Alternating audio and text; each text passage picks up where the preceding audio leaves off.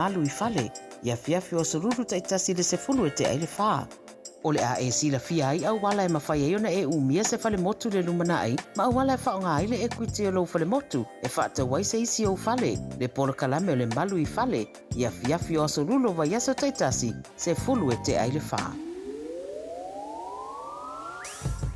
Beta Drive Doctors, I le tau longa wha tau I maangele, wha pēr manrua, o le vainga o so ngase pe amana o mia, e wha tino e fo I ma tuipui o le whana witi, o tuipui le COVID sfuluiva, mo I la tau e sfuluan tau sanga malunga atu, wha pēr ma tuipui o le flu, wala au telefoni, 255-25 mo so wano e wha tino ai nei au nanga, o fisa fo ma I maangele I taftafane o le McDonald, a manrewa I taftafane o le Faletusi po le Public Library. Beta Drive Doctors Clinics. Radio Samoa. Taslima Iwatomi. Amo.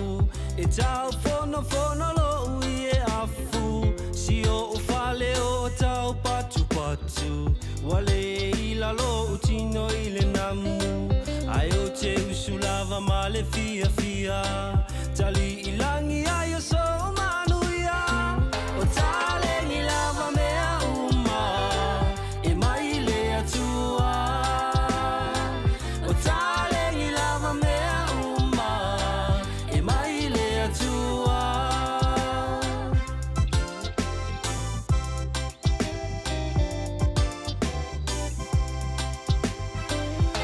te wha atu I le aonga e whai uma e tamaiti o uponga I le uli o si o upau ma o uwai e papala I le namu o alofi vai ma fia o se e vai o te lenga fatia si o ulu e momo e tutasi le moa o le whai si o le moa o le whai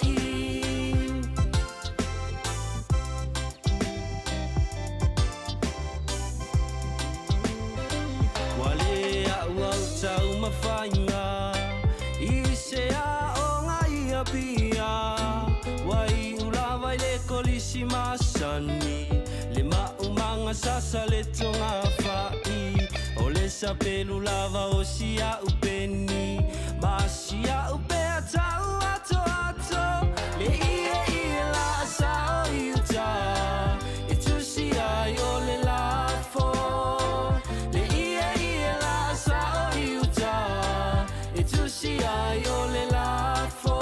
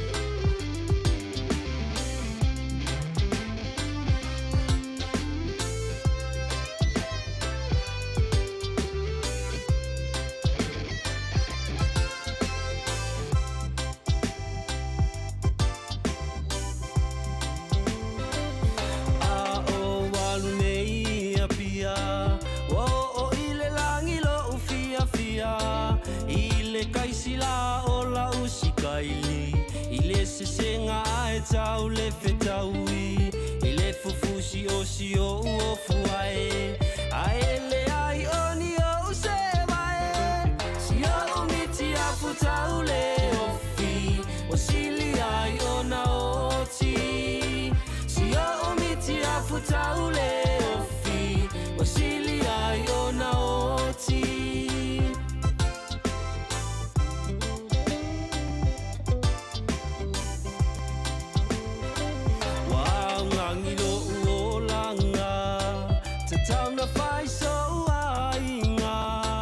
Popole vale lo uma fau o se panga ai o le au atu vale o si o uloto o tau o so ai o le moe tolo la uma lo me aunga e su e ai se ava la uma lo me aunga e su e ai se ava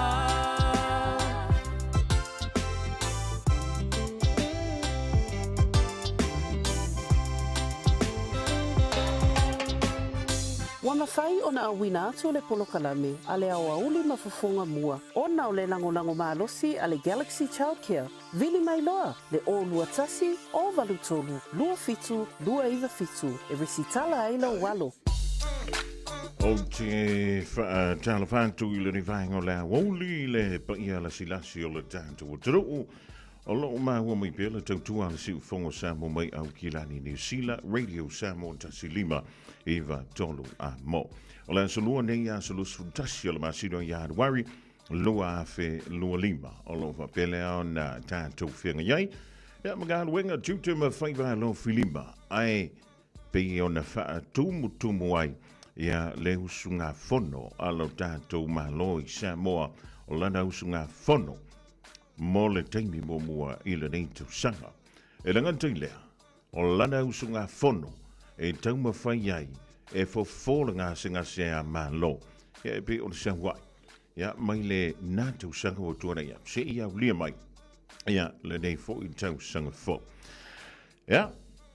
Atono le rawa marino le whaafunga ngai lunga o penga ta wha ilangi I le tautua ale ofisa le pāle mene le whunga talai le maunta wha pe foi I lanto umalo ngā lue mai ai e au mai a tātou wata e le nganta I leo le awina mai o le leo tu sao tono lo maunta po lo lawa ia awala o ia wha antata o aso la na o le lingti o la le lua api penisula I molino sa wha pelea ona ma fai ai ona longo puyali il pa ia male malo Samoa. E ngata fo I lava I Samoa. A wa neila. Ia fa tai te kono si fa ni ona po le ma fai ai. Ona fe so ani tu I fo. Ia male tu mala o danga le tantu wala. Le radio Samoa tasi lima even tolu amo e longo puyali I lo o topa ia malo o topa malo. Ele polga me lava ia o le Aoauli ma Fofogamua. Pia o fai atu. Tele o le taimi le nei tau sanga fo o tantu waulia. E le o se polokalame kalangoa ingi polokiki le polokalame la o le Fofogamua. Na pauale me tala no ai tātou le tele o le taimi. Ia whaamarantu atu. Ia le tau singa o tātou ainga. Whaamarantu atu o whala au. Whaamarantu atu ia le tele. O vai. E fito I tonu o tātou ainga. Ia o nisi vaenga uma. E le ai. O le ia ia. Polokalame fo I peo na mahe o na saunia. Ma fa tulanga ina e fa lawa I tele ai mata upu te tele ia e pe o le iai ia mata upu tau polokiki o le taimi le nei o lo fa nga sol ia fila flo fo inga tono la mota e pe ona moli mawina fo ia walanga ai fo inisio filangalo ai se le matango fio le amtari al fontanga le pale mene mai le tau na leila te talo na saunia ira umai a le vi inga o le tua sa va pela ona pepese leo te tele ai su ya fai pule o le mauta e le tai ona leila so ile mal talon sa ni al fong of the line ya ona sa noa fa la wai tele lo leo le fiong le tomai tai pa le mia o le man lo tuto tasi Samoa ma tai pu lo talon ina ile temile dei o le lipoti al committee fa pa le mene ile su enga sa fa pele ona faia ini fela fo inga ni finangalo sa fa alia me le datu sanga o lea uanta te nei le mamea a wa finangalo fa alia iai o suia fai pule uma o le mauto fono o le pale mene o Samoa e te maualo na te lenga I lunga o le Facebook ma le YouTube ale Radio Samoa ai bol kalambe la vaia le ding ya la fa wa to bol kalambe pe ona masri ai Malawan tu yang lanto lo fi tai tunga nga wenga tutu ma faiva lo filima e per fenga yai e tutono New Zealand ever before Australia ma tunu o ma lo le tawanta ma lo le on sai tamam tira ma tua o na le tua ma lo la vale talo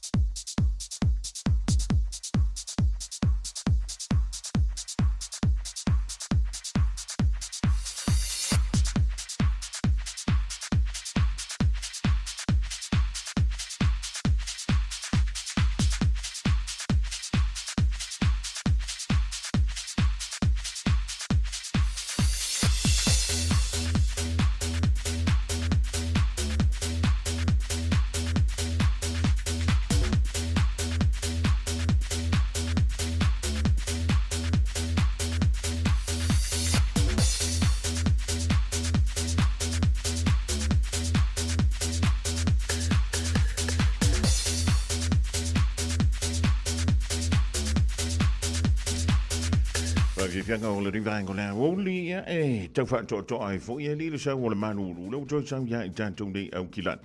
Il amanta mai le fia na fi se ya o mai le nei fo I vainga o le aso. Ya wa amanta na sam le manu lu. Ya ai follow mai tu ma le fo ma le ting fa tai o tim. Ta lo si o pe ye le mu le na tu le mai o le manga le I mangil.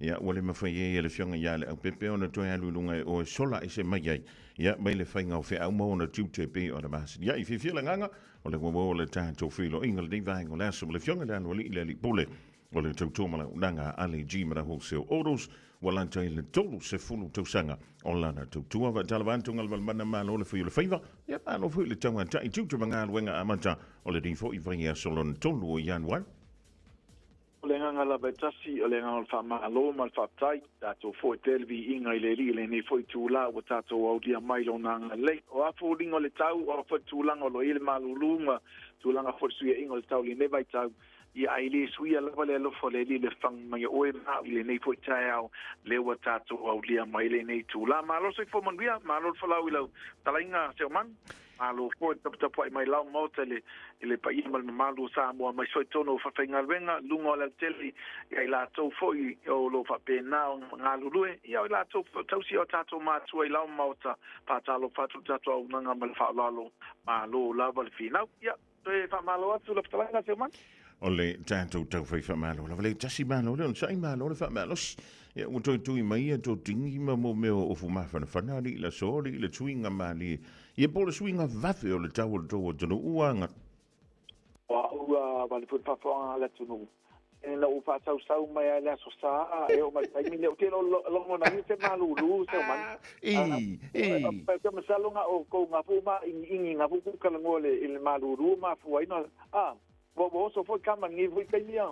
O le mea leo te fia i lau a whionga lea loli o te New Zealand birthday. Kusa le leia mea ngā lua soi fuange ai ma Rose. O miro moa ma au kirang. Vai kure ngaki mal fale sau ki le spa. Asa ko vai le spa ko vai le ka la wo so foi ga ko fai ngo so foi ngu la sa yo me ala va fa pena ate o man si vai na sa wal matu vai ia e mana tu an le fo tuanga anisio na yo uso fa fin ma e te an mano no e te mano vani Aduh, kalau akan mai kila sa woton bali. Ia o le tūlanga nai pio ni ile di vai tau ia o le whaamaran tu masani lava au anta tu te tu ia le tau. Ia la ngole tau e mawhai i tonu ai o au ki lani lava ia. E mawhai ona wha ia tau. Ile aso e tas. O le tūlanga nai ai. Ia e mana tua foi. O le foi vai tau a tele lava foi le lo wai le ngata le so ia inga mai le tau. Ia o tūlanga foi wa ia tangata te tō tasi wo la vetonu a inga pa pena fo ia ia wopa anga ma pena i le whavat whinaunga foi ma ia taimira e te tauona e tātou ia alu tangata i e sue lava le lonta mau a inga ari se man una ura vai sue se leini o popole foi nā mea wa e mai mau e follow aso ia i le whapea ia alum whanau a se man. O le tūlanga nai tangona mana tua en tātou o lam tala fui le lena whai an tu lea soana nafi o le whina whai an tu le whai sun te neimo na tu antu i le amtanga o le nei tau sanga fok a ka koka akia la wale polo kiki na tau ia i whai pule o le mota e le ai lava mase mea o le a ka ko le fia i fua a wai te le ilo atu le whanta walenga o le polo le ta ua ia o le polo kiki e se ale vevesi tonu e se foi tala e fai o i le fale ie ia ele mele i nua i le iputi au ka koule ava avau ma son ka fai e fua ke le fongi ma son ka omi e fua remote e umai vule anga umanga mea aringat o yo ele na tele ale umai foi to sa ili se top up a pauru ka kare ma kwa square kimingi ole au pepe yo au anga ka square ia ka ko kimingi ia lua top up la ko le pepe o nale fai taulon tama a ingal taimi nei il mele veve si solo ile media ile ia lungo Facebook ma volto tele to le veve si vesio ia ask mai nei New Zealand nisi a wal top up ma fa pena ai le fa pe la to ma ia la to lo po il va na e o ta tele matani e te au fai mai ia singa me nga se top up ma kala ka ke fo ai le se masang vale se masang iso ai wale alu fale le ia lui mea ale komiki dai fai por komiki o tina ia le lanko fale la lang ia o le poko nga ka le le ia o le fongo makai o lungu ia po fale la vi foi fale ai ka kier mere ia e kier wa e ko foi mai o le me maria i le fionga le lodi e umani meia e mo wo tongi fai pule ia e le lua le credit a kako top up to lo ai po to abo le anu fo matai o la foi fa so ai ngal politiki ale mena taunda tatu ngapa ia ngapa po mau ia mo meo o Apollo fale vai fa le le ponga le vele pe o salu ia o lo ve si vuole i mea vai te va tu la ola vai mau tu tongi foi pole o la mau tu tongi o le kapeneta o sui minister o la ufainga luenga le foto ka ko le ve si so o ma wai so ko kongi nga me ke ve si ma wai foi ma tu page le YouTube ia o vai take me volity ia o fa ia marking po pe o kala ka maki ia e ma lo le on sai ma lo le sua ma lo le so o teilo na fa o ko fa po se cambia lo fa pe a wa le wo sui mai foi wingo ka Man lele ye asu me no kau e koe fa popo. O le po tolu ma tina o fa e tongi o la unta vale pe afai. Ia lona winga o le ftoa e ngal winga a faila la ta vale tau o se lingi. Ia o le o faina. Tolu pembe po ia to lo pa na ta mo. Te bele ye el pule o ka o e su ia va ka promotion. E le ia ma se pule pa yo. Pa o le do fina ngalo tanga ta fa ta. Tolu maatina leo tu inatu e mawhaina o te tongi nai, lau ta avali au perwa iai. E leise me ta o te refer payments le ai e te tongi sa o ale tolu maatina, ai ia mana tua le leima tautua na e naftalainga se o manu malpapahanga le tunu. E leo luani a tato promotions. O lo iei fwoi whainga mea lo fwore a feta la, o lo iei fwoi a tato discount. O lo iei fwoi nisi vahenga tele na unai. Ya tasio tato sai na plena ta pena foi ana po motenire e se fulu afe tu so ai ta la tu sa male palu afe le si lu afe mo tupu tweita su tasiate o lo tongi tasin na vaenga a o lo yele la tu ta vale tu ai o mai tonu ai tongi ese ta vale valu afe mo tupu ia fa tasi malon tasin na vaenga lo yele so soni ele fa pia la ma fai ona arena umata to promotions a wa fa pe tu langa na tongi lau ai tā lafu, ave lau tōru a whetā la, toi to tongi ma lau tōru ma sino o lau payments, ka pongi no maka ua i rea so soi, a se o man, ai e neta. E mo ia me pule ava, tātou ia tātou me e whai ma tātou a promotions whai na umalava wale tātou company, ia ai whai fua ye, mo i lava o lo telo i lātou, nai sila pia tau le pāmatala i nātu le tō, telo i lātou o lo o ieli tau au o le tātou nanga po o lo nei fupa tau pa ai so soni gai, ai o vaenga nai tau sila fia, i le ma whai o na ade umani promotions e teimi tasi wai fo i sio lātou, e umana tau sanga le il promotion e tasi ai toi o te mani muli ia ai toi whai atu loa wha mamla matwa i leina a papsi atu lava pe ia mena i tau sila fia e tasi lava le promotions e ma whai ona e whao ngaina i teimi tasi a seo man Alo fa ia e ole mena e ta wele mele ole sili male mala mala ai sili antu lo to anga i te fa fofonga ma e fa longo lele e te mala mala mai se fele mena ta ole fisili so Ele ngata lea o le fesili ale o lo tele na fifo inisio ni fotaiao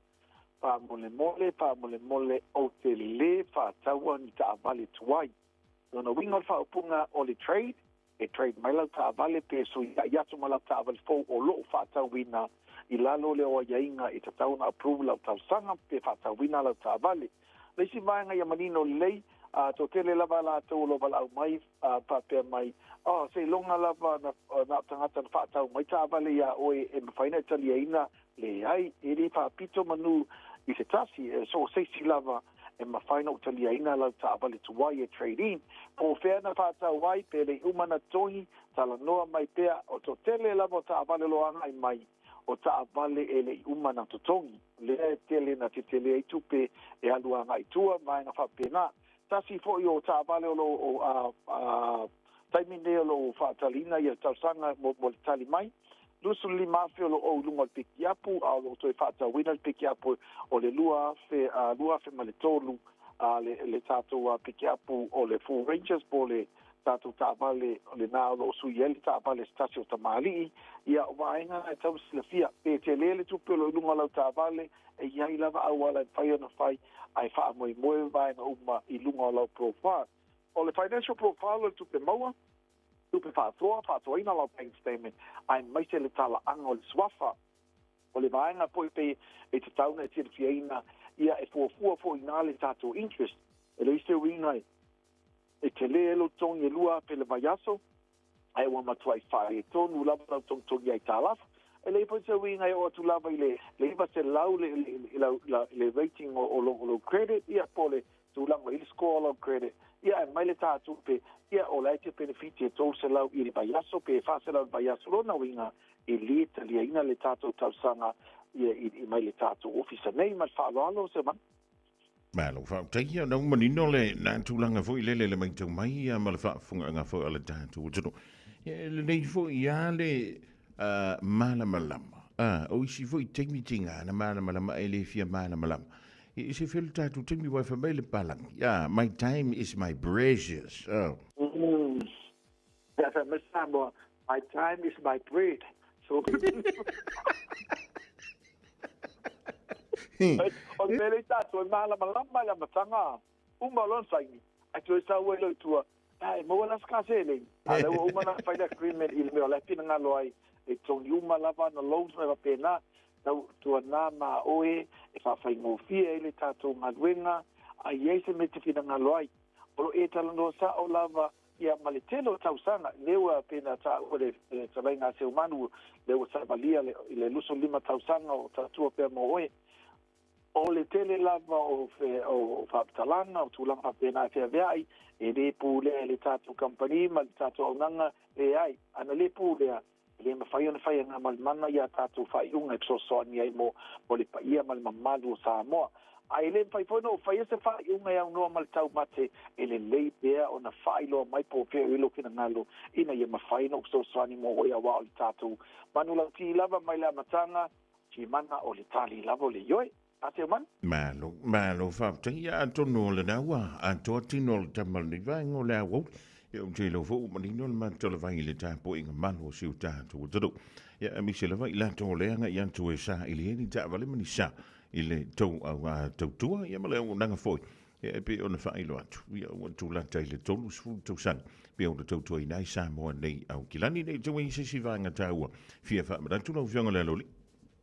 Mai whaftai, ai mi watua le tātou numera ma le tātou tuatusi ia tūlanga lava pe o na iai fo le o le tūlanga le tātou atunu i Samoa ia tātou noso tatalo au e ainga Samoa e ainga uma lava tangata uma o le tala lo e la foina o lo manua ai fo si tasi o ainga uso tu whawhine tamam tina pēnā lava ai tātou nofo talo whatasi ina ia maua se tō mango le tātou malo i le taimi o lo o pēnā o na ia taimi ne o le li se o man e le paiona tātou whanga pēr le ia whaososonga al te apolo ia tātou nofo talo ina ia maua se tō o le tātou malo i le nei poi baitau ai whapailanga le leisa mo le tunu pele pa ngā ina le unanga la tama whanau o le tātou telefoni lua pitu o pa o lua pitu o pa o lua pitu tal nomel ofenga venga patua ya rosita o ba mal sulu tasila sulu tausanga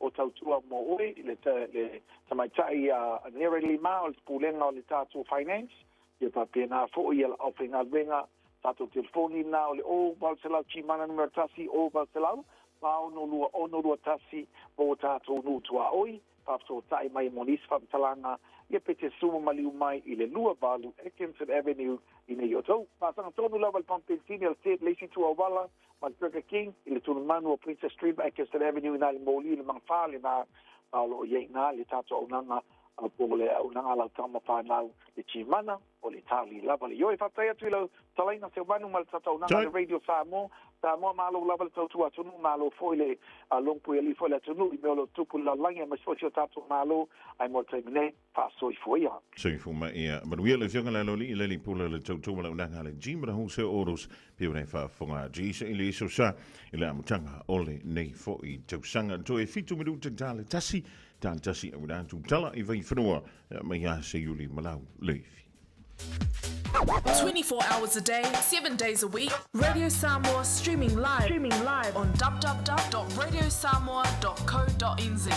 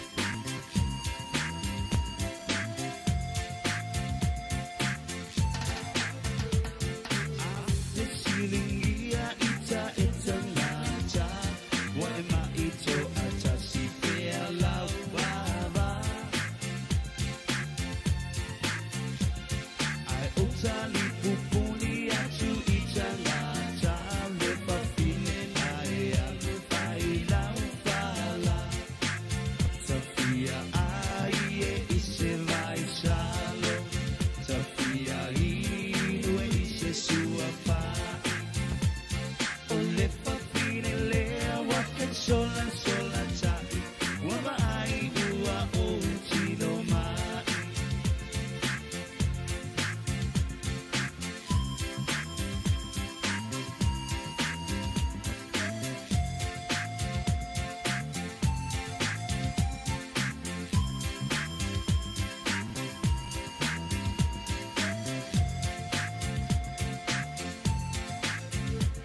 Lau ole piso e soia e te tangi ai ulo o la alu i lo tina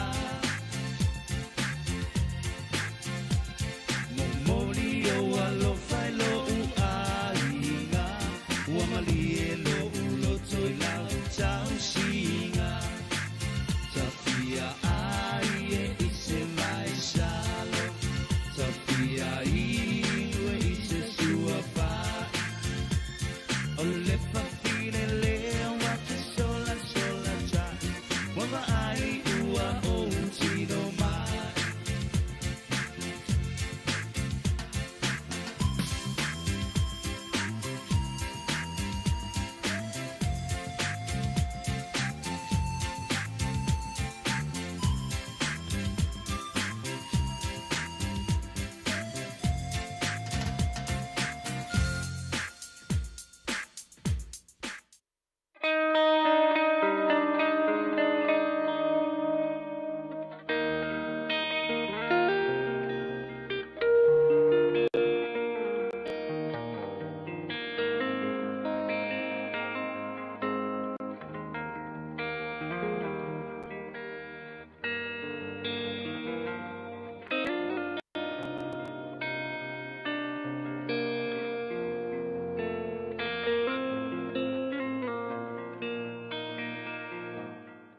Alo ta fo manuia, alo vo le langi matafi. I se fa poponga le tatou pol kalame le nei fo I vaanga o le tatou pol kalama. Ia fa tau ina ai le matai o sfuru martas. Alo na fai upo elua sfuru marval. Matai o sfuru martas. Alo na fai upo elua sfuru marval. Fai mai. Ia o tau o mai a teau. O tau umo e tinga ina ma mafatia ia venga. O au fo I e malolo ai o tau. All of you who are weary and burdened, and I will give you rest. Ole lutau mo e, wa whaingo fielo o langa. How to simplify your life. So mai ia Yesu. E whape whiaunga ma whaingo fie, ma mama, ia venga, ma a monga, ole o langa ngei, po whawhika auri. Inga ua e sau ia Yesu. Isia, simple as that. O Yesu e ngale upu mai, o mai a tiau, o to uma e ti ngā ina, a mawhatia ia venga. O te avatu ia te oele malolonga. E ingi me o lo e ki ngāi. E ingi me o lo e mawhakia ai. Po whea lava, le vaenga le soifuanga o ngai ki ngāi. I le ngā luenga i le usu le kai ao. I kongo le ka le sia le ke le me fai, i kongo le ainga le maupiri, i e meise le vā whale ununga li, po le vā marwhangau. E la vea umaya, i e le mea lea. Pe mai, o mai a te oto umau e mawhatia, ma ti ngā ina, e leo ka ua mai po le avenga le ka le sia, a le ainga po le malo, le mea le ka ua kako, o avenga. Mai Yesu, o mai e teau, o ke ku inga aku le malo o longa ia ki. E se le manga i o lea upu, o se wha mama avenga, se wha mangianga, e ngofoi le file e mui ko kongo ka koloko. O i sesi, le se si ngau Yesu, o i o le pongai, ma le autu o le file e mui. Ia alu ia Yesu, tu ia Yesu, tala noa ia Yesu, e mama avenga si iai, me uma o leo langa lene. Ia whamanuia le tua ia to e ni aso. O no le swa fole. Amen.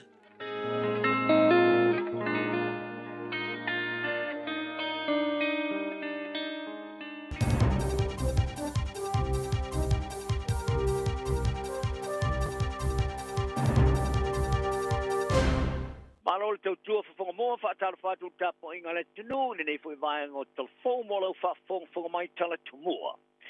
O te isi tina sa tu lima yela i tala fwy faspo fitua pe tala i cheste o na whamau mo wina lon tulanga winga ilona to lua. E na le lua i tu aingo tupu ango tanga tei lalo fuafuanga President Donald Trump, na o le lii mo le tamatai. Ta longa whate i ona whato i lalo i Nigeria, i ni stila i tamasan kilkiti mo le i pore rangi lalo, mariva te sanga pa fonga mai e whalau te lino nei tawa. O se ise matua, sa tu limanti eise pilio tu viratungi whaala fonga tu waile se o na wha mamawina. Lona tūlanga whaurungali o iai mō vaenga o tupe maua mō ainga ngā rua pore working for families, o ia whaali nen, o longoi no ia fast profitua whetala o no fwoi tala, fwoi nei. Ini vai asu o mawai atu neo se vaenga o mātua sa latu sota i atu le leitu ni sila, e tu sai ma whawhita uri whapea, wow, iai. Ina o le starina la to whanau e whanau. Sa iairo la tu manatu, o ia whamau maunga la to te sapalea mo pepa whanau. Le a whao ngā ina ia la to talasanga mo ia tupe maua mo ainga mani matanga alua ngā le wins. Ai sa la to misia, ai pele sa o na tongi le pusa e whailo ai, o lo iei ti to lua e popa anga whao ngali.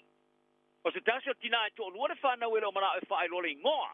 Lai whaalia, tā talasanga mo tongi whao popo mo tau singo whanau po family boost child care subsidy payments, tuluai o ila ua malona to lua e tau whaaso seli ni moa, mai oni tangata ni sila mātiva. Mai e tā wai ere 11 mai ona talasanga mo ni tupe maua.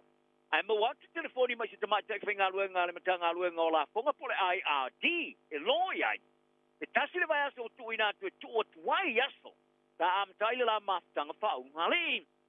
Sa ia lafo i ere pe whanau o le la tama, e mo mi aina se tau singa iai, i le tua tusi la vai tasi ma le whai ua tasi. Ai sa le aimaso na iloa, e na tele i tongia le pusta e whai roa, i olo i ailo na tō loa. O le vai ngā tupe sa ma WhatsApp so son ia i la ua tongia i le tau singa o le la tama lai titi. Ina ua mai ora whatu muina le aso e tau mate sa amtai la maftanga whau ngari, ai whate i aloa i le mawanto le ono i media longo ina iai, i le fast food fituafe tala wa i tala whai rau fiso la fonga, Puna e opa i e tuperu tongi mo ainga whainga luenga o lo la mawaina. O lo tau mo whaile tina e te te lea pili ai ua popole. O tili tilo i ni e whao ngalan tau ngā tuperu kiwi seiva. E to tongi ai pe a whai e le manuia lana whinaunga. Mai Amerika ua whaali e President Donald Trump. O le iso ana ngā yo inga whaatino e mo whaia. O le sainiana se whaatunu ngā wawa e to e tā ai e tua pui pui ngoi tu ai ngō tangata i e kei. Fafine ma fafatama for transgender people. Ma tinea por kalame of suya inga ese tau singa tusa. Ma le tā whai uma i tōnu ar whainga malo. Ruinga. E nao le lua la mai tuai ngō tangata amara ia le malo. Ali, ma le tamatai. Ila na la unga le teimi ora na whātou tonga le tai au nesa i whari ai. E amata mai le so. O le atu mai iluma i ai inga whātino alo ia le malo Amerika. Ele nao le lua ai tu ai ngō tupuango tangata i ai, ali ma le tamatai. Tā i tā ua whoi o le vaso nei, o le ai a whaamuta ria ina whoi ai inga whātino le tau mawhailea, e whau whauina i a wala whapau i a tangata ola, whapea mai tu ai ngō tupuango tangata, i so se vaenga o le olanga i ai. Whaalia Trump, o le alato whātūlanga le tunu e whaavai lunga o le tusta umo tangata matūlanga te waloa. O se suinga tere o sifi ai inga whātino le malo Amerika, ma ua laina tu sai ma polo misi sa whato sina i a Trump. O se tasio nei whatununga, o le a fola i le whainga malo i le na o le lua lamai tu ai ngā tangata soifua i le whaia i aini whia inga. O le poli multiple sexes, la tu te amana ia, na o le tamai tai, ma le li, ta uai.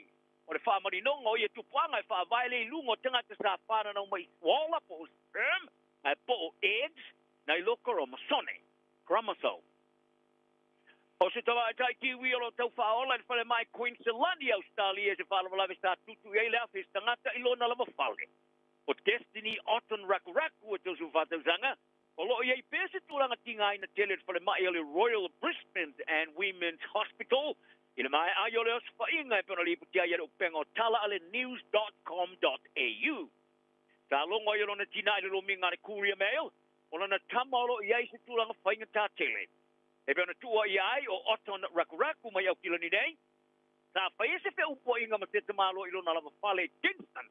Tu se male luas fu male ono kilomita le mamau ile tu South Brisbane ile tae ao le stonai. Ole ari e tosulon tau sanga pe ona fai loa ile vango tala le 7 News ia Renata Manning. Na tua ia lona se sao le Palestine le tino le tama tai matutu ia le afi. Le potia le Courier Mail o ainga tua oi sa va ia le tama tai ua mu ala tu tamo mo eloa so sorry ai. Wa fama tu ina le soi fu maloro ina sa mo ia na fama mo mo mo nei o ia pe pisa fama ia le televisione whooping cough. Fa ilo ai le tol sala lima ma le lua mata o ponga senga se o iai luas por fatanga to fama ni ina le apia.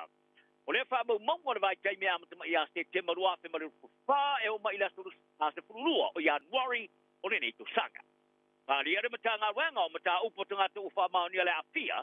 Le lima ia ila to ele mai ona to pui a lato pui ma le to lima ele i faia ni pui ta wa fo yo le tulanga o ye pui o faia ye so spenga i nei mata o por toilet te nei o paulo e piro tele ye mata o por tanga to wa fia ile i wasuma le ima pasende ai o le teme nei o le sui ha komisioni stila i Samoa o ia fol folaina le fa te se ma le tasi miliona ta la Samoa mo se isi investment ni sila Mona soi fu marolo ina sa mo le sili matau sanga.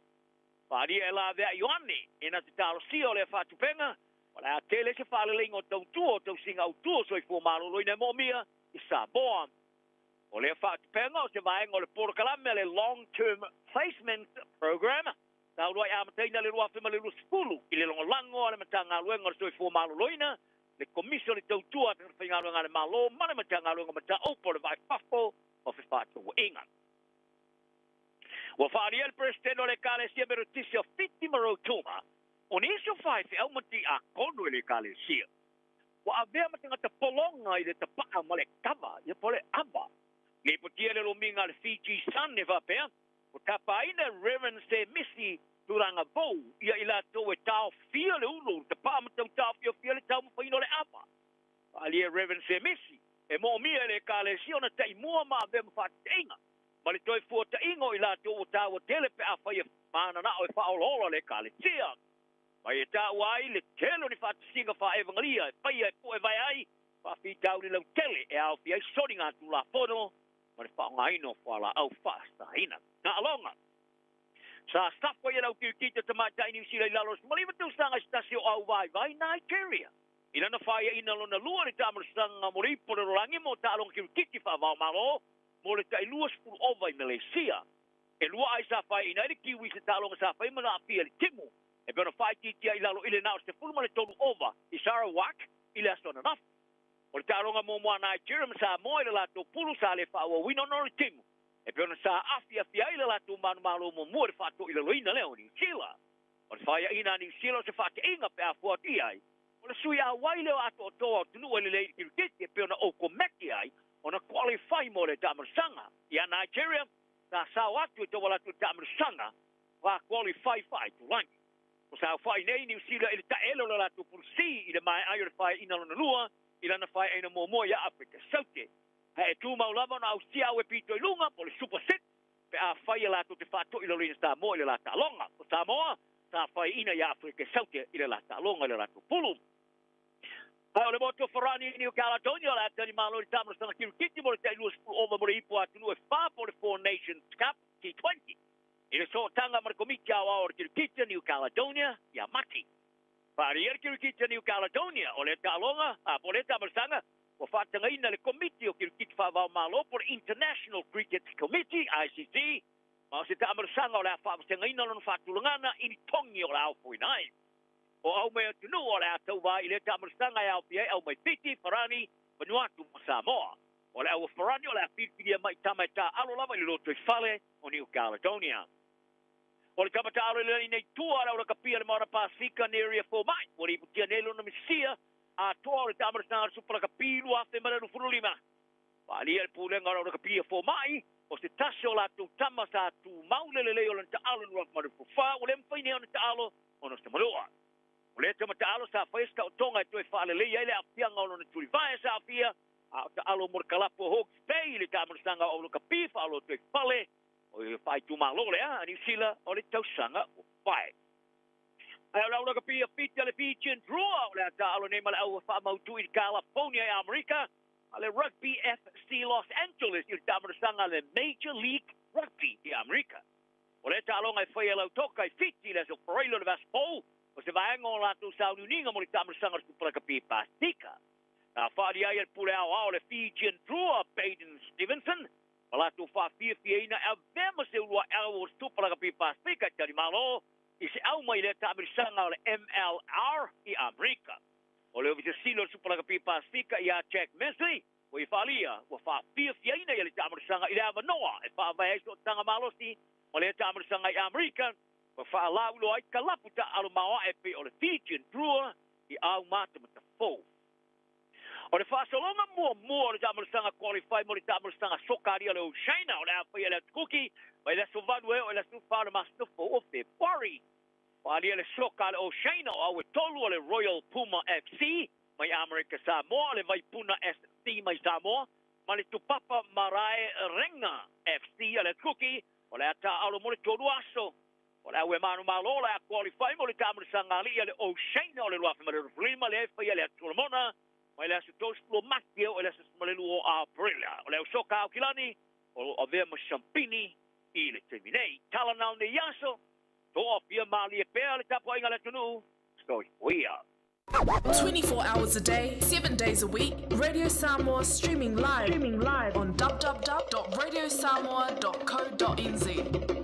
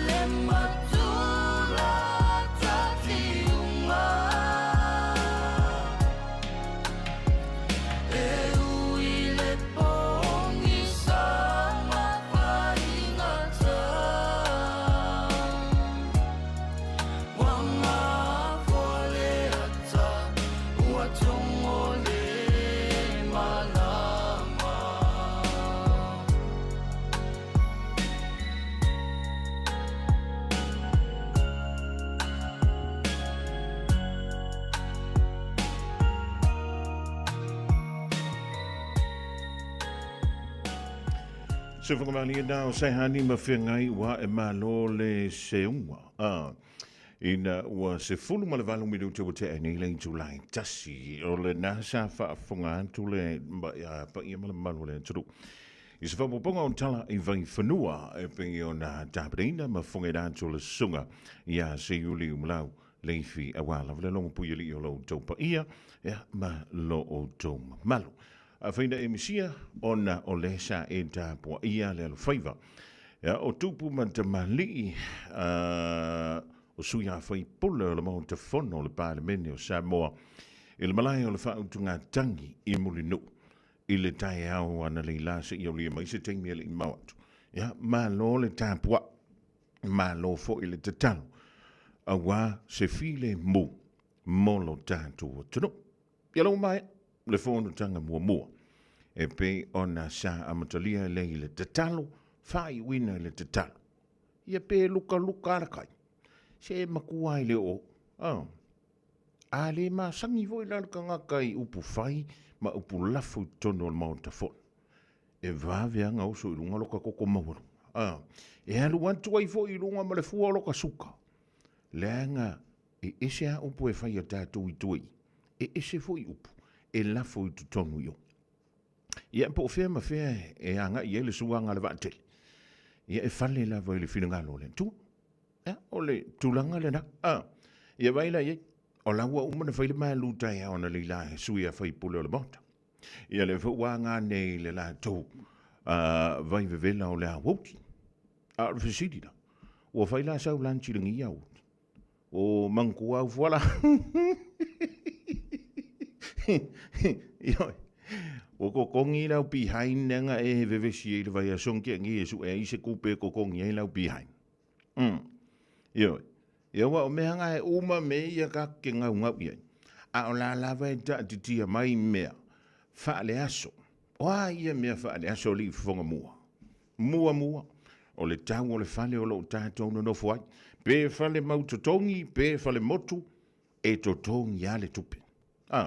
Ioi. Maua mai over. Pe fale motu, pe fale mautotongi. E totongi ale se leni ya tulu unei fafu. Ioi. O la fufa pe na samu. O telefo i fale mautotongi. Mo tangata whai ngā luenga. Ia. E le o yaini o lantu mauta mani o lantu lawa. E lanta i no fuanga. Ia. Ma no fuanga, i no fuanga yolo ngā lue tono le tātu uturu i Samoa. Lua. O ia i se mea tau mafa se mea tau sami o se whalawa ma le pata a tamaiti. O nai lava. Po le nai tau wha so. Ia o le sina wha mua tātou. Tolu. O la le pawa. O le ase ke leo lau advance o lau pawa nga ui le rinwai tau. Ia ma le rona wha. Lele wako i sau le ako ale marurua kako ngi usila. Ia o le visini. O lava tau tingi, o lava o fuma whanawhana, ea, ua pepe papala o ngai kamaiki. Lenga maua i fili o kako parankeke ua fia se la wafe kausanga. E le o suia lava. Ia ranga, o le mena e tatau o na ave iai, ia le tātou wha mua. A moni le tātou tala le whai mai, tātou tui antu le muri papanga. Ma ula le muli lapo le a ea isi mau me ia ka ke pepesi aingi. Ai kakawa ia kusole rungai. A sole. E kau whio lo mai le iwhinga lo ni o zuia whai pula le mahota. Sole iwhinga ngalo kako. Le kau ai maaso. Yo. Le fisilina. O lava le totongi. O le peimeni o lo mauta po o lo lawa. Ile nei vai aso. O lava le mea tau mafa, e whawhanga ai nei whanau, ile nei vai aso. O ola le mōli, o iei se pengi singi o le ka vale, ua whaile pā unga sa pā, ia ma le mea o le kako ai kālafu. Le te tau ona tō. Ai se ale mere ka kiwe visi e kako. Ia pe whono whantu ve, e whaantana funga la utana lea au te whatu. E uma ve singa i kongi o le Parlemene. O maisu ia whai pule o nisi tono re kāpene, tamare malo, o nisi tono o soa komiti. O lai maua la koko. Oi, alu si. E wa whena ka ua. Whawheka iko. E reo mai so ia whai pula al pala mengeri e ko kongi ka ko piri wha mara moli. E alu wale tangata ia. E su ele meo lai. Eo. E alu wale ka ia su ele meo lai. Ile atunu o lo o no pia ia. Ia a whaila o nganga e ma kere kere ma e aere kai au ako. O e mangkuana ko fongo renga kalo angir karo sfurma lua lele la afarkas. O e mangkuar ko ku ngā kalampai mala whai ko ke whilo a ingei di fair whala ingarengu o le Bronco Airport lea. Ia wala, iwa venga wa misi rau, wa misi rau laki. A mantala noa nei malasunga ia se yuli malau leif, ia aile i au mai a jantu telefon. E musu maraka whamai, se Fofogamua, ia, sa ko ia o lo whao lai. Melanta, teilo. No alusi yaki la upe paloto. Fak woi ka fio lai oka. Ai va aiele ioe. Se u kama ai ea le se kala. Pamai au ki pisaisis. Fias ka me nga o mawari se. Ma ia o le fo ia wa mawa singa me ai e fa uma ko ile ngi va yasu. O va sei o ke manga va lo ko su e o kilo fa fa ngarwe. Ia e ke manga volo lo ko so e mo I lo address se eu fa ka lo pa wa me ko ma ai sei o lo fa ka lo fo congratulations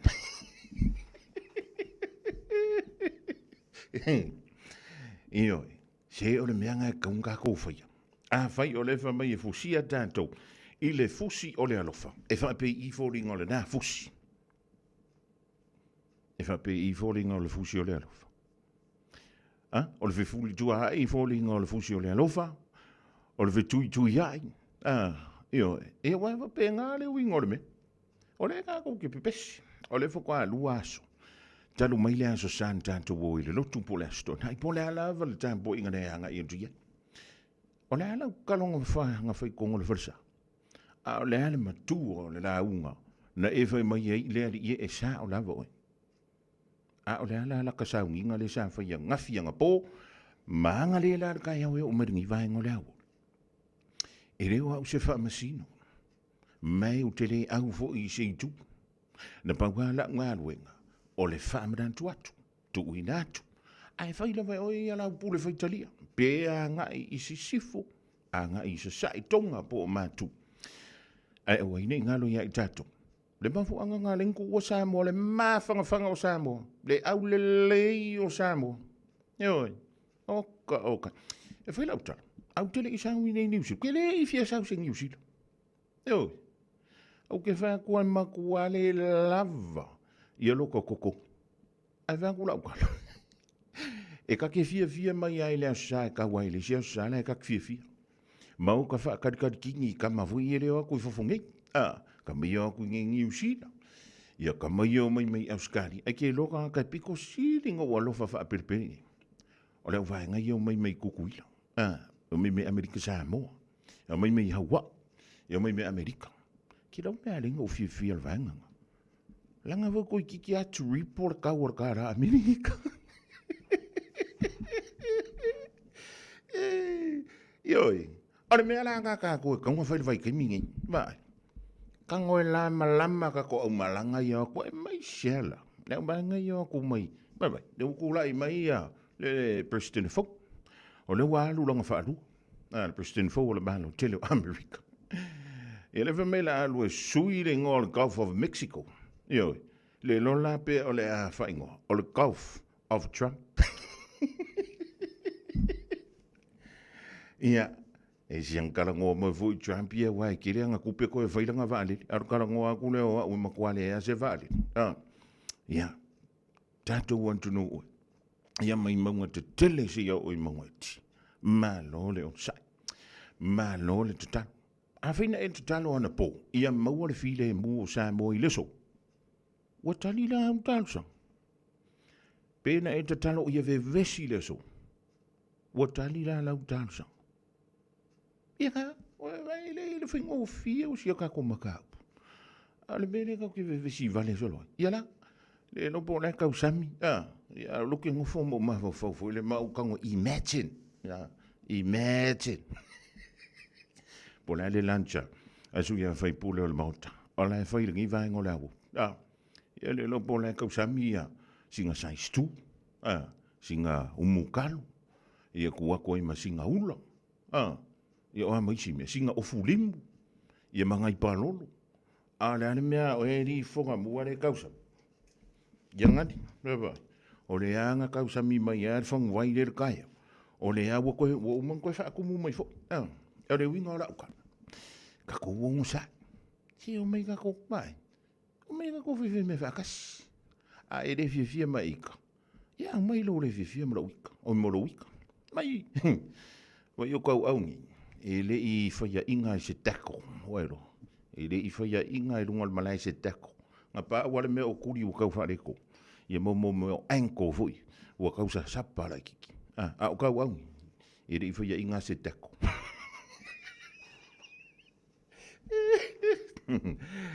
Ia ngā, I kalawang ia se le ponga ngā o kako. Ale mele vāwhi, mele o son, mele whaari. Ai vai. Aua tātou te popole. E le o lea kua le ngi usila. O la fo I Samoa. O la fo I Australia ngi Amerika. So se. Aua kako ke pole. E le o tu ula fo I ala tātou. Se I vanga nā fo. I ua kako whampeangi. Le rie se I ongsa I le kiki mea I la ufio. Ai se walua kua I se kopere me reo ko sa. E le ka ufia kako. Ale whampeangi. I se alunga la whailo poko. Se I ha lua la e whai. Nga mua lima kau kapa kure ofi e pa malua le whai a kaika. Mangkuar ka la ia sau. Nga lua lu sau lo e whailanga fia kama a. Ia? E masau a kular kama alo. E whape ngarapa o Fofogamua. Nga lu isau. E ka mo e a kular Fofogamua sau le alu tamaseko. Pa e le pi onga. Ke masalongi ma. E li mau le li mai. Ke le ropenga I se ka ia so lai lungo ra worke. Pa il pi o nga I Fofogamua sa lu pasasa I la lu so. Ya, vai le. O le taimi o afali tu let. Va ai au fuafuanga ni te wa tu wai le dei aso. Mai tatou. Va ve de poloka me fa forma ko office. O lo ke vai. O le ai. O le au ke pisa kulungai. Ala ko vai. Alu wangele alodi. A vangia ka avare malepe. Ia fo I mai fafo. La walu malanga kupe. Yo. Ai e se ar mere ka ke vesi. O mai ka ko. Bo su en ka ko kupe. Wala ingi kupe. Wa uma kupe krisi masima le tau sanga fo. Alo fo tele antu le fenga I o le antu. Manga wenga tu ma fai va lo filima. Papa singa me. E uma toi tawa fai fo ia le parlamento o Samoa. Ia o kako. E o mai ka ke mafuka. O le fuka yang wat. Yo. Aua ko ki sosol o mai ka ko mafuka. A whaialo sa ili se a o ngā a mata molo walu. Aua loe te toi popole o le Galaxy Childcare e tele o na la lai au ki lani I saute. E toa tele whaia o ngā ngawaa o le a o ina le whanau e ia inga whapitoa pe a le sitala lo walu. Tolus fulu I tū la. Free. A vanoa le vena le a onga mo whemalanga inga le whanau. Free. Maua mea aia le whanau. Free. E ia inga whapitoa. Mo nisi whamatalanga. Whafso tai le o lua tasi. O valu tolu. Lua fitu. Lua iwa fitu. Jalo fana va tia roa o te talenga nei le o nanga e veni mo fa tangwa I au ki lani New Zealand. Numero tasi John Coulter Drive I le Auckland Airport Shopping Centre. Jalo fatapatonu lava le warehouse ma le countdown. Lau fale o fula wiloa le e veni. Auckland Airport Shopping Centre. Beta Drive Doctors I le taulanga fa tau I mangele fa pea manrua. Mo le vainga o so ngase pe amana o mia.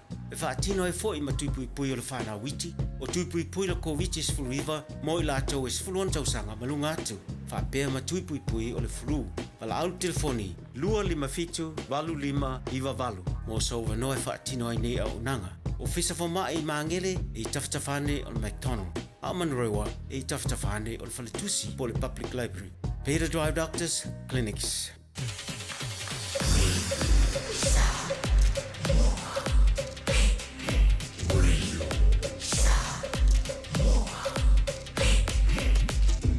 Limoi votu, amo.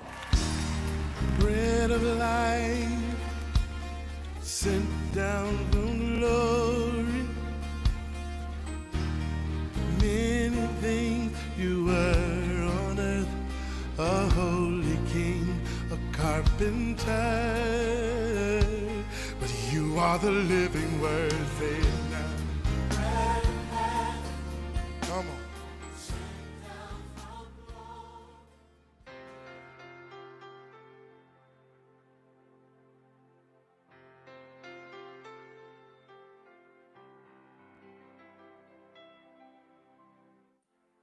Mai le amatanga o le nei vai aso i le tatu pol kalame o le areto le ola o te fia la vai whawhinoa i te oe whai ona mai moa ma whawhonga mai tatu pol kalame i le nei fo aso.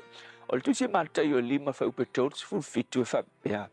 A ia whapea la o tau upu i oe, e le ai, a wao le upu e sili i nā upu e mai le leanga lava ia.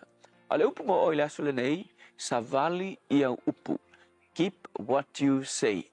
O le saunanga lea Yesu e whaatatau i le mea lea o le tangata fui lea tau tō pepelo. Tangata fui ia ua tau mawhai e whao ngāle suafa o lea tua. E whao maoni ai ia mea ia tau talai pa ia kau koe tangata le mongi ma le whao maongi ai ese le langona lai whai ai. Whao ngā e tangata ia le suafa o lea tua e whai ma mea fui lea e pūnuti ai. Ia se mea se o lo i tua. O le whanonoanga, ua nao se au wala masani, ua whaia e nisi tau mawhai, e talia ngō fie ai, le mea le kau mawhai, e whaamatala atu. O nisi tangata, so le peise vai su le mea lea, o le whaonga o le suafa o le li, o le ise koe kea o tangata, e eilisi ali ina al matonu, tamal matamo, to ina al matonu, o le varanga mali usto ina.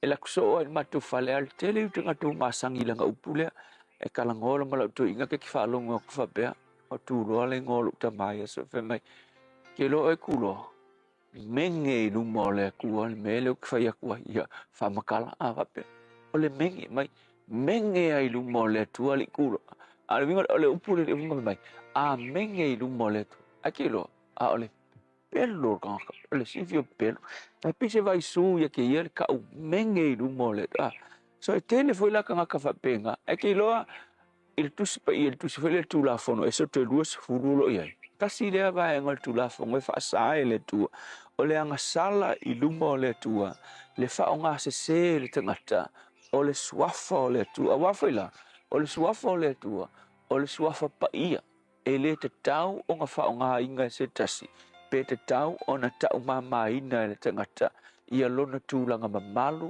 ma lona tūlanga pa ia. E ala sa wa ai aso nge ke le yo fam singonga fam kala fa le se di fam singonga me fa yo fa nuo me suafa nga o le si o li ki nga fa longa ku pepelo me suafa vo ia nga me vesi ai si ai a fe mai nga le wa ko le si o li nga ko dua ki nga le mal malama wa wa ko le ka mo fai ma mori mau ia nga le wa ku uli ma al pa ia ke lola atu o uli mai luma kuspa ia kusa o le authority anga e kasi o le suafa mamalu o le tua o e whaonga al whaonga la so le ki nganga ilo e pepelo e whai mai nganga kua rimo kama i lunga kuspa e o te tau tino atu o mātou o suni monia a mkua peloa kai pio le kala fo ilea peke lo le whai whale tu peo fōringa mai a mani a menga o le tupu ia songe a kua e mai kau kingo mai ngai uli manungal ku spa ia fai mai tau tino mai ngai e ke le kau suaf pepe ia fai mai ka o ke kau kingo aku ngai o le suli la inga sa pepe o usa o sidi aku kau ma fai fight le mes le mele manga o ia ki nga ngai lo pepelo ai o le ango ai i le suafa pa ia ma le mamalu o le tua le la si la fia Yesu ia vai tau wa i kula fongo i sala elu ia soia e fa kanga le tau tu ai paule me ia e faia le me nga e kau koai ai ese la Yesu manga o le mai Yesu e siria auto kanga kai followers o Yesu au fa tu e siria au le kau ko ai ke lo le upo siria o soi fo malo lo inga kali ke siam o le upulea yoe le ai ai lo le mesa yoe fai ngo fie ai lo le sa le ai le winga a e faia umunga ua sefe mai oe I lo fa nga inga o ngisi upu mai su o ngisi upu fa popo sidia ku upu ia mai e mai le leanga unga e mai ki a polo le melga a te ngata o le tua a e lo le mesao ioi a e lo le mese le ai le tua fa fitai le na yasu a o matou ina ia ta ua matou upu ma ia matou i lo le mamalu o lau fiu fa fitai Yesu amen.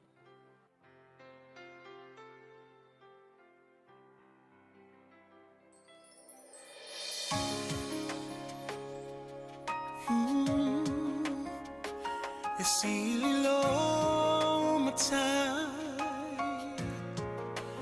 pesamai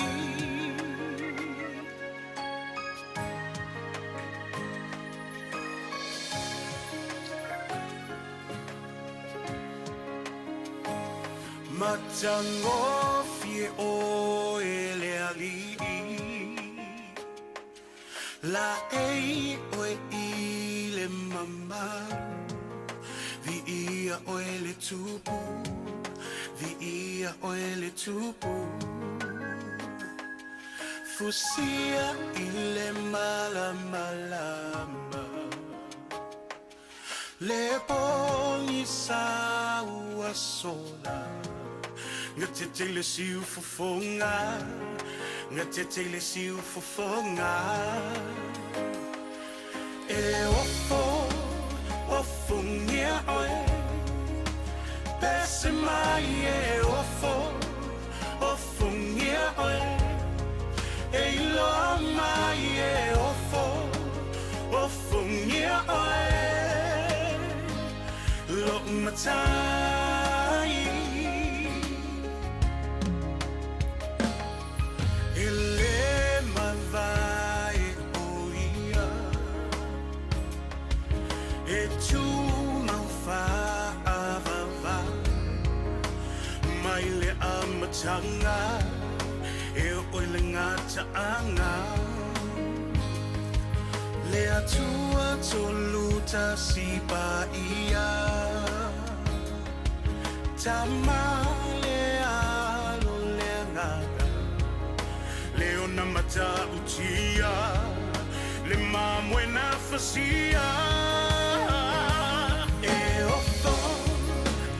ofo ngia oe elo ali ese mai e ofo ngia oe elo mai e ofo ngia oe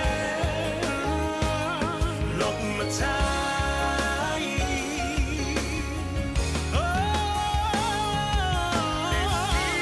sili lo suafa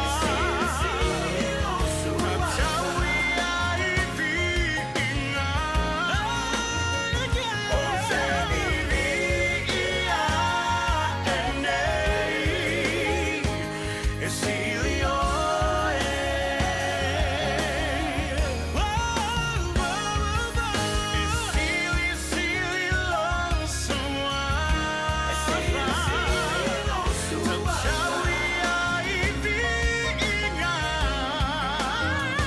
o se ia enei esilio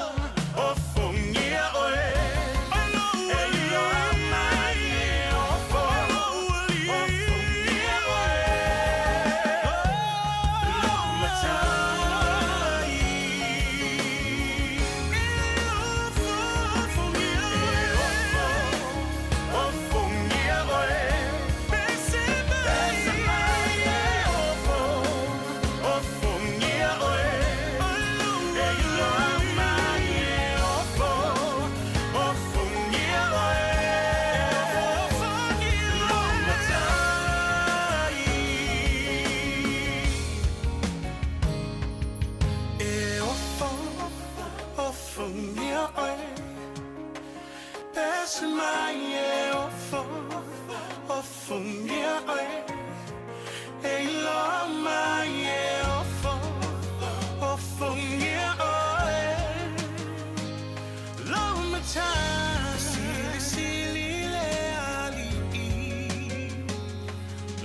matai Elele o ele ali Lo matai Mata uti lava oe Lo matai Fofogamua o ele ali Lo matai Fofogamua o piseta puni pe te le vai o le Aoauli po le puliala va e o Fofogamua oi. Taulunga tuai se fe au tau moli mai lana au auna pasta la fae le kopa le di fo I vainga o le asu. Ia o la utala le masa ni fwina fai atu. Aua tātou te whao ngā se ina le suafa pa ia o le ali. E le se mea ta alo. Ioi. E pi e wha tua tuai fo I le sau. Ai o lo I le teimia pa ima ia te o e maa. Ia una leilo leo stanto me ma if you for ma Yesu e polane me ma fuelo tama. Ia e na paua leo o le tangata na tilo. Na o ita yo langa vuio langa kilo le leia. Ele ase se singa ma mea isi ka mai ma singa fa. Yo la o le ta o la tu swaf. O la e mata mai mo mai le nei fo I vai ngo la wo. Yo o ise me. Ia ka kangi do leo la ko ke le fon. Ala wo fai o le mo ki I le fa leo seu. Yo, ai ngā wape. O le moki o Fofogamua. Mo malang o whai e la waringa. O whak, mai. Whape o le e kasi le swafa e ke whao ngainga. E ai lua se lau. Ai whape lua. 5 se lau kāra. Yo, ia, ma o le mea lale. Ai whape koe whao ngai se siro kaingo. Ia o le kaurunga. Ai whape kasi. I re pe mahi kukura kikirung. Va pe kasi roka ingoa voi le whao ngā. Ia ngā lua se lau 5 sefuru re. Va pe lua. Ia ngā 5 se lau kālale. E mahi voi se pisingisi. Kau kā ngea I lano le whao ngā se fo roka ingoa. Wal fai so. Ma, te kake koko hea. Nei te sila fia mo tātou ilo. E iei mea tātou te tala suai. Ia iei foi mea. E le ka kaunga o iei se tātou wha matalanga. Ia iei foi le vase maleleina. E le ta tau ona kolosi ina I se tas pita. Ia pe ona saunoala na au ona. Ia pe wa vema vai sua ngisi. Lea lava mea. Ioi. Ia kau ai fuar sua foreri. Ia o va pereri. Tole. Kangi eri maku a ula wa. Ia. O alai fat.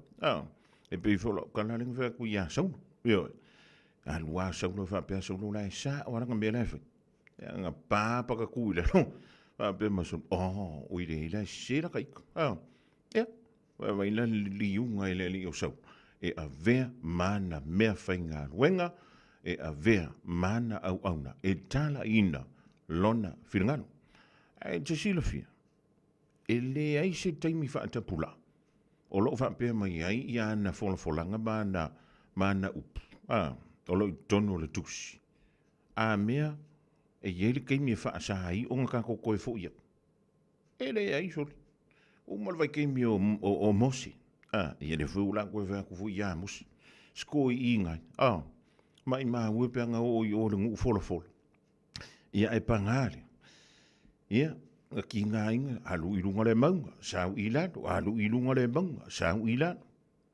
ia e pangale sa wasko I ngamos e se ale mea la e finga lo I lunga ia e fa penga fu kako e fa penga fu kaik ioi e ki nga ngo kala ngo le musumusunga ala e fa ia loko ma ia fe la me fa ia loko ma ka si ar ka ngo merko inga va pe se ia wala fa si o fa kasi a wia Yo, ia vai fa penga le langa. Yo. E yelken, e umailo te malus, e umailo te pot, e umailo tanga va. Ai a fa pe o like ke pi koi, e fa a waweleli. Ia lo ta vai. Ai a fa pe o le ka ke kala oli. Mau ka fa kala le. Ma fa o nga fu longa so fa pai. Ia ngai ke si le fia mo tanto ilo. Le tau du unga o yele tangata. Pe a ia whaia la mele. E leo nia utala e leo nia upu. Ia, ola ai ko kongo ana fionga pai. e be mo fa ko kiro ke e o se foi la mai le o se am ai a kapiki nga mai me a nga le tonu ana fio se wala vanga e fai maka yo maka karika e a vea mo te to ka ki kau pi foi de ia pe a ho nga ka luka mai ia le kai ia ma leo langa le nei tau te soifua mau tātou olai. A whaialo sa ili se a onga a matsa molo walu. Au aloe te toi popole o le Galaxy Childcare e tele o na la lai au kilani i saute. E toa tele whai a o ngā ngawaa o le a o ina le whānau e ia inga whapitoa pe a le sitala lo walu. Tolus fulu i tū la, free. A vanoa le vēna le a onga mo whemalanga inga le whānau, free. Maua mea aia le whānau, free. E ia inga whapitoa. Mo nisi whamatalanga, whafso tai le o lua tasi, o valu tolu, lua fitu, lua iwa fitu. O le R-Dash Travel, o le company numero tasi le taungo fio pasese mo whemalanga inga i Samoa whapea le malanga bai i Samoa i New Zealand ei. A whea de loa i le ofisa o le R-Dash Travel, tasi valu lima Great South Road i Manurua. Pe vili mai i le telefoni tolu iwa lua o wha o. Tolu iwa lua o wha o mo le R-Dash Travel.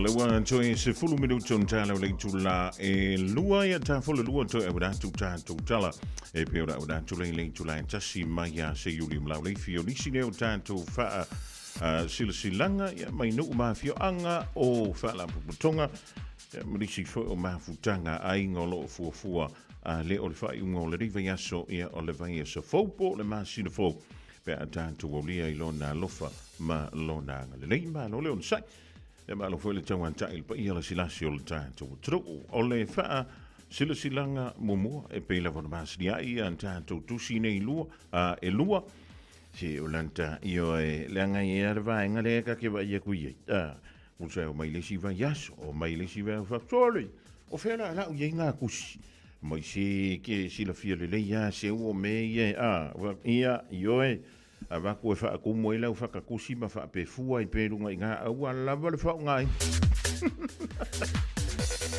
ya ole va fili ma le songa a wori nga lo se lo minga le tusi lo songa fa tasi ma le lo minga le va fili e ma wai fa lo penga sa mo sifu tu ila ma manua o nisi o tala tu o Samoa o langa upu o le matafa yo le matai le finga o fa le lave e pe yo fa i poiponga ma liu le o singo a inga fe sila fa inga o Paulo o si fa alo fa ngingo i kalesia ma le tele o le ngana o fa longa fitu se fulu tala lona tau na o le official radio Samoa le tolu ono Hobble Avenue Marukau e maua tuwai ia saulo minga Monisi fa mtalanga wala mai Jamie Fainga luenga i le lua ono lua tasi lima i vatolu lua ono lua tasi lima i vatolu ia be tanga iane i le shopradio.samoa.co.nz shopradio.samoa.co.nz e fai mai ai sau oka ia be a fai le i tele o lalang tono au ki la nei ia pe on da fo i te pisi au fuanga faanga solo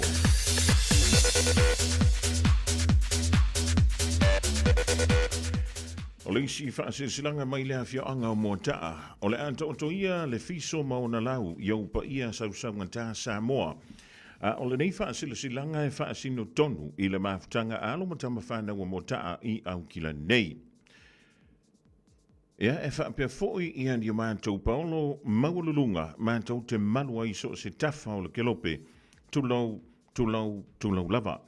O le afa tunu ina le tātou fontanga i le aso momu o Februari le astona i le se fulurua i le Aoauli i le no whanga masani epi o na whai ai whono tanga i le PIPC i Pampatoitoe e vala au wha aloalo antoi foi ia i lantou uma sa ta alo i le nei kalapu o motaa i Samoa ma au kilani nei o lo alana ma papa au i au kilani i la ia tātou awai i le nei whono tanga a wale wha mo o le tātou kalapu laka pi Samoa e tāua telelo a wai mai e whaali so whirangalo tāla soifua i le alofa malanga leo le tua tai antu lau tau soifua i le aso mana tua mai lau le stala wha mole Morisi whaamtalanga vala awane le olua tasi lua ono tolu tasi fitu valu tasi lima fitu. Olua tasi lua ono tolu tasi fitu valu tasi lima fitu. Ole olua fitu tolu tasi fitu valu tasi lima fitu. Ole olua fitu tolu tasi fitu valu tasi lima fitu. Ole no whanga e whai ai ole PIPC Papatoetoe valu se fulu pa valu lua Wiley Road e Papatoetoe lava whaapatai olo sangia e le mafutanga. Ia po le lau ale mafutanga whaafetai.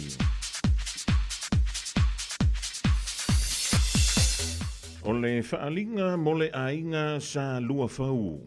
Ma taute whaatolo wantu lau whaafonga Samoa tulou na lava. Ai whaatin tonu le nei whaasilasilanga i alo masuli o le ainga sa lua whau i le pitonu o tāwhito i māngiangi. Ai maise paolo mga whai manu ailo mātu ainga o loo a whiwhio mapapa au i au ki lani New Zealand. O le awhia le tātou whilo inga i le astona ia sumo mua o Februari i leitu lai 5 i le awhiafi i le maunta leo le teitai whono ia pai e tea whaifua la whaele i le sefulu wha Pesalo Place i Otara. Whaamole mana tua mai lau la fonga e whaia i le loto mali e whaamole. Anga le leile tua avantulo o tau soi fuamala mātuola i le aso ua antau whaina. Morisi whaamtalanga whaafsautai numero telefoni o le olua tasi o valu o ono tasi fitu valu. Olua tasi o valu o ono tasi fitu valu. Whaamtai olo senia e le fionga e le teiti whono male lau.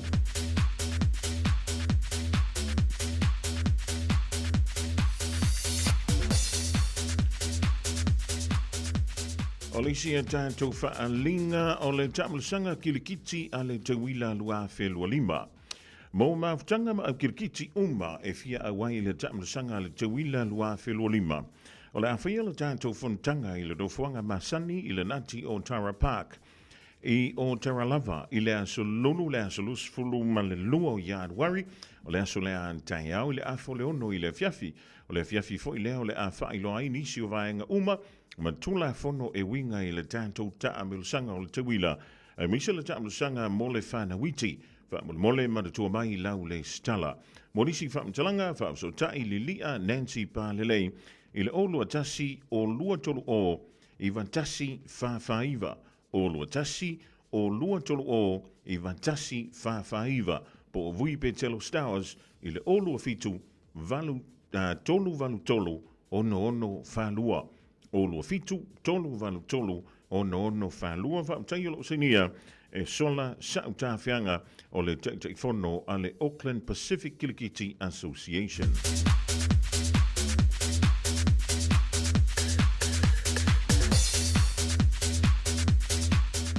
O le si whaalinga a inga o si manu i New Zealand. Whaasilsilanga mo le lotu whaamanantu antama whanau o le a inga o si manu i New Zealand. Whatai e maunga wao mai e whaatapu sa ma pa ia sa saunga tau lo tātou ainga whaale anga nuu whaale malo tainane le tala le lei tulau na lava. Ai ole awili tonu le ifia maina ma whailo antu ale tautai. Ole upo le tusi o le Israel moni e te tala lo na whaamalama i le fia tepa ma le fia vaai i lona nuu ma lona ainga po o a mai. O le mea lea i le awa tele ma le whaaloalo te wai, ua mātou tālo ma wala awa tuai i le pa ia lo tātou ainga, ina ia o tau sumai ma tala au mai, tātou awai whaatasi le lotu whaamanantu, asi o tātou ainga e pei o na māsini ai, e whaia lea i le asto nai a so lus fuluivo i Januari, o lo na winga o le asto nai o le vaia so fōpe a tātou au nia i le lofo le tua, i le Hall a le Salvation Army i le se fulu valu o Right Place i Mount Wellington. E amanta i le intulai valu i le tai au ma wha solo ai le polo kalame ua wha atia ai le komiti. Mana tua mai le tai i le ainga ma le lantou le stala wha mole. Morisi wha mtalanga wha apsutai le numero le o lua fitu, lua wha tasiono tasi fitu iwa. O lua fitu, lua wha tasiono tasi fitu iwa po lunga o le Facebook po sui al komiti. Tau nei a lofa le tua tau iantu lau tau soi fuamalo tātou wola tātou whilo ia i lea wha moe taua o siu tātou ainga. Wha tai olo senia e le taʻitaʻi fono ma le komiti e le aiga sa simanu i Niusila.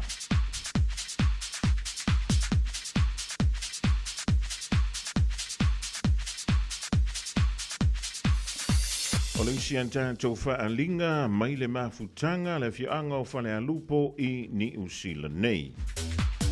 Ma tau te whaasilsila antu i le awa tele malami ngao i le mafutanga si o mātou a whianga o whale alupo i Aukilani nei. O le pai ala vale awa le fio au waa o le tupu wha nofo wha le usoli i a fio le alosina a fio le maupu o nā whanua ma le matua. Ala la tai le mamalu i lo tātou to wha masili la ei. Whaapea le tāpua ingatasi ia Samoa. Ma tau te whaasilsila antua i e whaapea. O le atu i suia le whilo inga le tātou mafutanga i le aso lusfulu ono Januari i le tulai whai le fiafi i le rofanga ua malai tasi iai. Ia le taua o whainga le tātou nu. Le tuatusi leo le Lusefulu Westward Hall Street i Glen Eden. Whaamoimoe o le tātou whesila whaiai le aso ato whaina. I le soifua manuia ma le langi e mamai le alofo le tua. Saunia le nei wha silsilanga e le taitei fono ma le laulau. Wha so tei mainu mera nei mo nisi wha mtalanga o le olua tasi o valu o ono i wa wha. Olua tasi o valu o ono i wa wha. Po le olua fitu wha vanuiva fitu o i wa tolu. Olua fitu wha vanuiva fitu o i wa tolu. Po le olua o whāwaruono tolu tasi lima tolu whaafitai.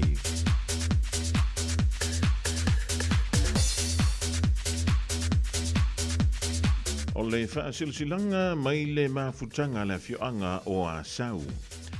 I le awa ma le whaaloalo mātou te tatalo tuai le paia ma le malua tama whanau uma alo tātou o tolo o a sau o loo a whiwhio ma papa ao iao te roa i Niusila nei.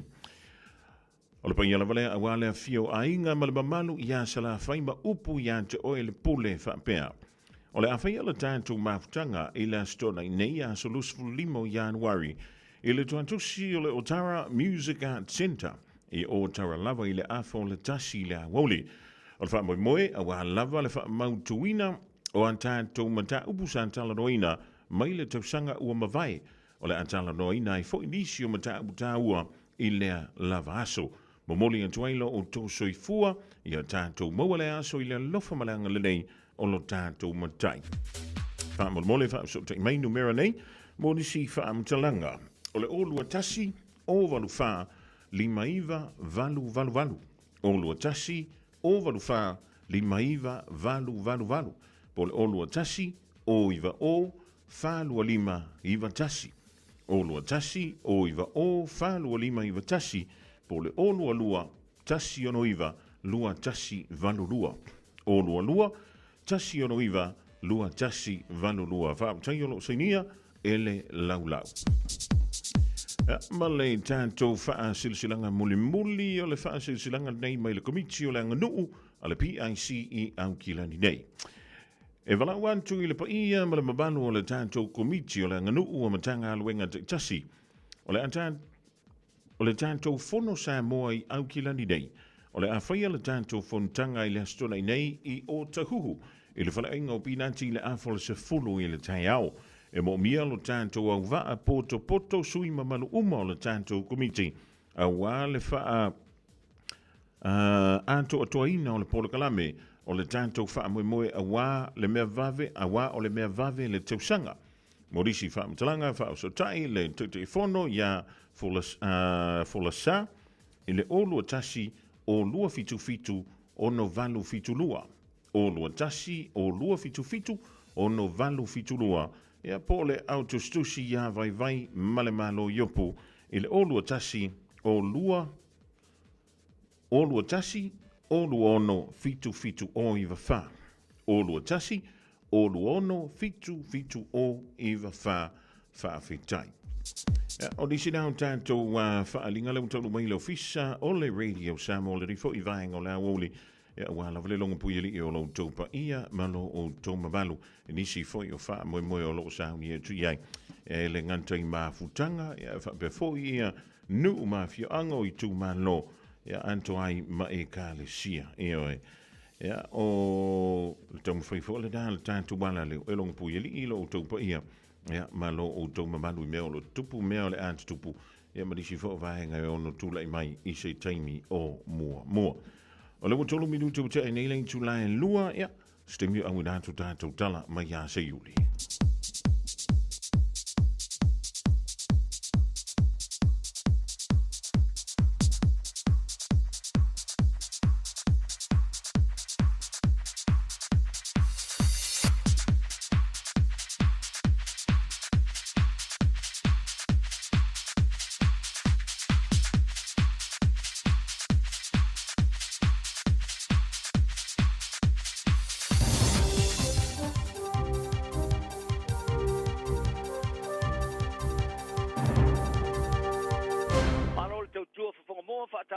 tapo inga le tunu ni nei foi vai ngo telefon mo fa fong fong mai tala tumua o se isi tina sa tu ni mai ele tala foi fast for pitwa petala se ste on fa mo wina lon tulanga winga lon to lua e na le lua tu ai ngo tu ngo tanga te lalo fo fuanga president Donald Trump na ole li mo te matai ta longa fa te on fa to lalo in Nigeria ni still le damas tan kiti mo le por rangi lalo te mo le te sanga fa fo mai fa lo pelino ni tala o se se matua, sa tu lima ti ai se pilio tu vertongi fa la fonga tu waile se ona fa momowina.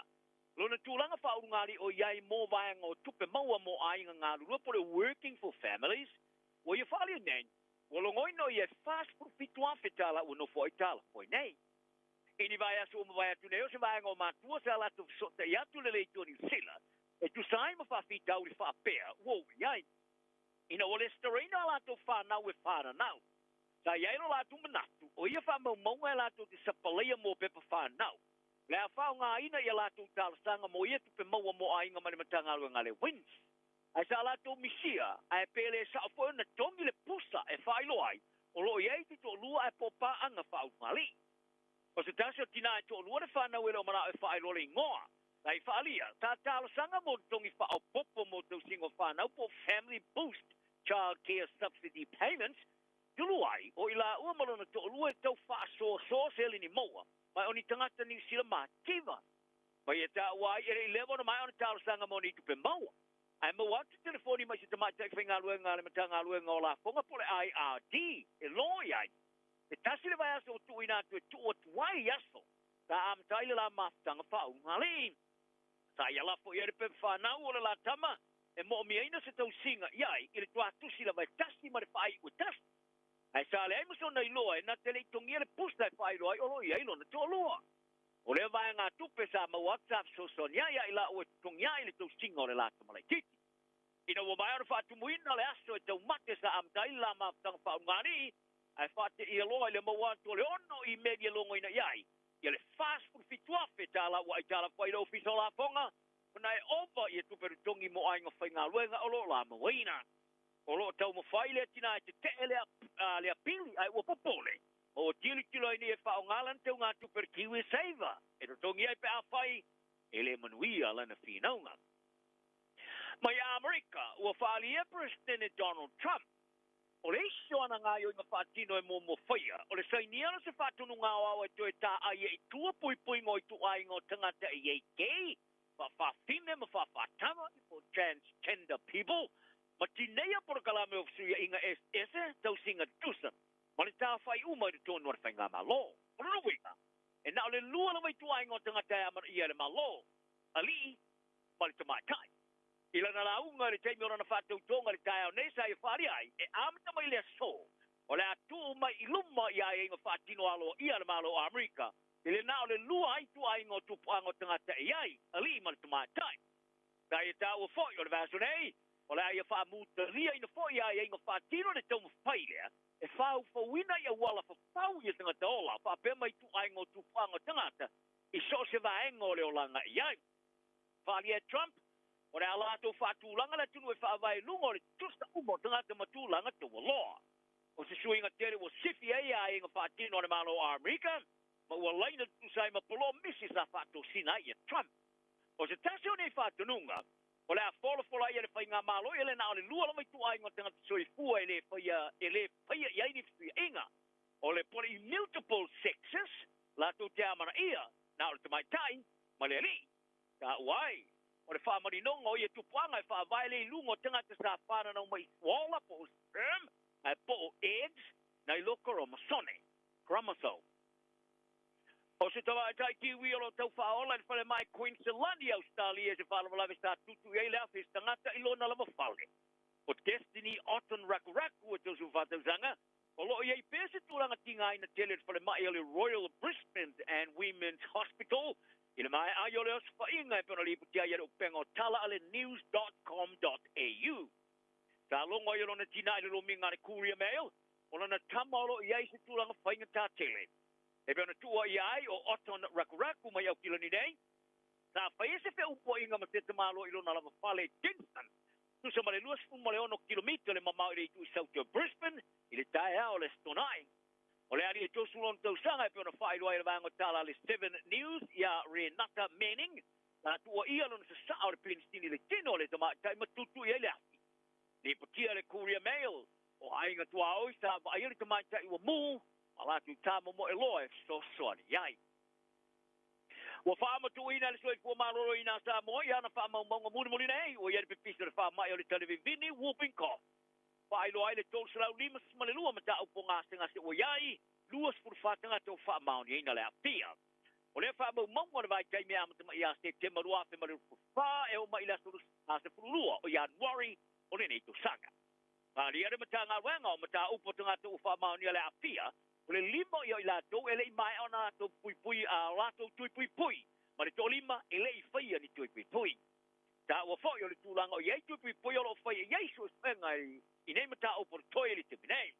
O Paulo e piro tele iei mata o por tangata o awhia i le iwa suma le iwa pasende. Ai o le te pinei, o le sui hai komisioni i stila i Samoa, o ia wholaina le whāte sima le tasi miliona tā la Samoa, mo se isi investmenia ni sila, Mona soi fu marolo ina sa mo le sili matau sanga. Pari e la vea Ioane, ina te talo si o le fatu penga, wala a tele se fale lengo tau tuo, tau singa au tuo soi fu marolo ina mo mia, i sa boa. O le fatu penga o se vaenga o le poro kalame le long-term placement program, tau roi amateina le ruafe ma le ruspulu, i le longo lango ale matanga luenga o soi fu marolo ina, le komisio le tau tua, te whainga luenga le malo, mane matanga luenga mata opo le vai pafo, o fe fatu wa inga. Wa fari el presidente le kale sia berutisia fiti marotuma. On iso fai fe au mati a kono le kale sia. Wa avea matinga te polonga i le te paa male kava, ia pole aba. Le potia le lominga le Fiji Sun ne va pea. O tapa ina Reverend se misi duranga vou, ia ila to e tau fia le ulu, te paa matau tau fia le tau mawhaino le aba. Ali e Reverend se misi, e mo mia le kale sia ona te imua ma avea mawhateinga. Ma le toi fuata ingo i la tō o tāua tele pe a whaia mana na o e whaolola le ka le tia. Ma e tāua ai le telo ni whata singa wha evangalia e whaia e po e vai ai wha whi tau ni lau tele e au fi ai sori ngā tu la pono ma le whaonga ino whala au whaasta ina. Nā alonga. Sa stafwa i lau kiukita tamata i New Zealand lalos malima tu sanga stasi o au vai Nigeria. Ina na whaia ina lona lua ni tāmara sanga moripo le rolangi mo tālonga kiukiti wha vau malo mo le tai luas pulu ova i Malaysia. E lua ai sa whai ina ere kiwi se tālonga sa whai mana apia le timu. E pēna whai titia i lalo ile nao se fulma le tonu ova i Sarawak i le asona nafu. O le tālonga mo mua Nigeria ma sa moa i le lato pulu sa le whaua wino no le timu. E pēna sa afia fia i le lato manu malo mo mua le whato i le loina leo New Zealand. O le whaia ina New Zealand se whate inga pe a fuati ai. O le sui a wai leo ato o toa tunu e le leiri kirukiti e pēna oko meki ai.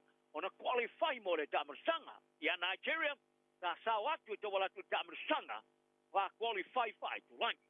O sa fai nei New Zealand ili ta elo la tu pursi, ili mai ayo le fai ina lona lua, ila na fai aina momoa ia Afrika Saute. Ha e tu maulama na au sia au e pito ilunga, po le super set, pe a fai la tu te fato ila lina sa moa ila la ta longa. O sa moa, sa fai ina ia Afrika Saute, ila la ta longa, ila la tu pulu. O le moto Ferrani i New Caledonia la tani malo i tamara sana kirukiti mo le tai luas ova mo le ipo atunu e wha po le Four Nations Cup T20. I le so tanga ma le komiti au au kirukiti New Caledonia ia mati. Pari e kirukiti New Caledonia o le talonga, po le tamara sanga, o whatanga ina le komiti o kirukiti wha vau malo po le International Cricket Committee, ICC, Ma se ta amarsanga o le fa se ngaina lon fa tulangana ini tongi o la au poinai. O au me tunu o le atau vai le ta amarsanga au pia au mai piti farani Vanuatu Samoa. O le au farani o le piti mai tamata alo lava le loto fale o New Caledonia. O le kamata alo le nei tua la kapia le mara Pasifika in area 4 mai. O le putia nelo na misia a toa le ta amarsanga supra kapilu a te mara furulima. Ali el pulen ngara o kapia 4 mai. O se tasio la tu tama sa tu maulelele o lanta alo nua marufufa o le mfaine o nanta alo o no se malua. O le tama ta alo sa faiska o tonga tu e whaalele ia ele a pianga o no turi vai sa fia a ta alo morkalapo Hawke's Bay le ta amarsanga o lo kapifa alo tu e whale o e whai tu malole a ni sila o le tausanga o whai. Ai o la kapia pita le Fijian Drua o le ta alo ne mala au whaamautu i California e Amerika. Ale Rugby FC Los Angeles il tamarsanga le Major League Rugby di Amerika. O le talong ai whai lau toka i fiti le so parailo le Vaspol o se vaengo la tu sa uninga mo le tamarsanga su prakapi Pasifika. Na whaari ai el pule au le Fijian Drua Baden Stevenson o la tu wha fia a vema se ulua au su prakapi Pasifika tari malo i se au mai le tamarsanga le MLR i Amerika. O leo vise silo supra kapi Pasifika ia Jack Mesley o i falia o fa fia ina ia le tamarsanga i le Avanoa e fa vai so tanga malosi o le tamarsanga i Amerika o fa laulo ai kalaputa alo mawa e pe o le Fijian Drua i au matamata fo. O le fa solonga mua le tamarsanga qualify mo le tamarsanga sokaria le Oceania o le apai le kuki mai le sovadue o le sufa le mastofo o February. Wali le soka le Oceania o awe tolu le Royal Puma FC, mai America Samoa, le vai Puna SC mai Samoa, ma le tupapa Marae Renga FC le kuki, o le ata alo mo le tolu aso, o le awe manu malo le a qualify mo le tamar sangali le Oceania o le luafe ma le ruflima le efa le atulamona, mai le asu tospulo makio o le asu smalelu o Aprilia, o le soka au kilani, o vema champini, i le terminei, talanau ne yaso, toa pia mali e pea le tapo inga le tunu. Stoi wea. Radio Samoa Tasilima i Batolu Amo Radio Samoa Tasilima i Batolu Amo Saka saka malia no life Sole Saka malia o fika Yai Mas kalo e malo ole ang se testa pa tu pasi ale au pango mi ko ile amo bale au ai malo saka badi ele masalu salu pasi mas kalo e malo ole ang se testa pa tu pasi ale au pango mi ko ile amo bale au ai malo saka badi ele masalu salu whatever I se peste kipi I se fiu tu a pepa choose I go to fang new pa vivili fa ko ese ile sike ule au le fai ko a fai singing e fu ala mai wow uli ma fau benga sipa e benga fai se kala le kakau e benga fisu e benga o muku e o le e fula lo vai se benga o sulu e ai le vai isa ile aso a ko be ko ka amu ai fiku fasimo oi kalila ele ai le lo ma ko o winga se flat ai le tua pasi mai se kalo e malo ole ang se testa pa tu pasi ale au pango mi ko ile amo bale au ai malo saka badi ele masalu salu pasi mai se kalo e malo ole ang se testa pa tu pasi ale au pango Oile amo bale au ai malu saka badi ele masalu salu Saka mali e fa asa le fa fima mo i ai fa asu su so le fa ingo fima kau ma fa e fa mali ele mali e tripa tapo e le fasi e fa mali le fina ngalo su le pone au le ngalo se oka le so pa salu se esi au le bebe se king size ku kama tusha no me au e su ku eli lana te e au mai fa ama ali ko yu e pali si amu e de ele at the end so boy wa ma ko le Mas se kalo e malo ole amo se testa pa tu pasi ale au pango mi ko ile amo bale au ai malu saka badi ele masalu salu mas se kalo e malo ole amo se testa pa tu pasi ale au pango mi ko ile amo bale au ai malu saka badi ele masalu salu we ma ya de to se ble pa fa bo boy se wa pu boy de kang le se be ko e we de no fang o par pam pa ki ko le fa malo e su e mai se fang se kang we ko so mai ba ai fai ai wo le ba fai al ma le ba amole mi si foi se be ai o we ba sau le pasi la fe e mai ai wa ngau pinge a fa kasi ba ka me ke kumu ai ha o ka nga a fe eli e ku ai au le a ke se ku eli la ba ele i kai se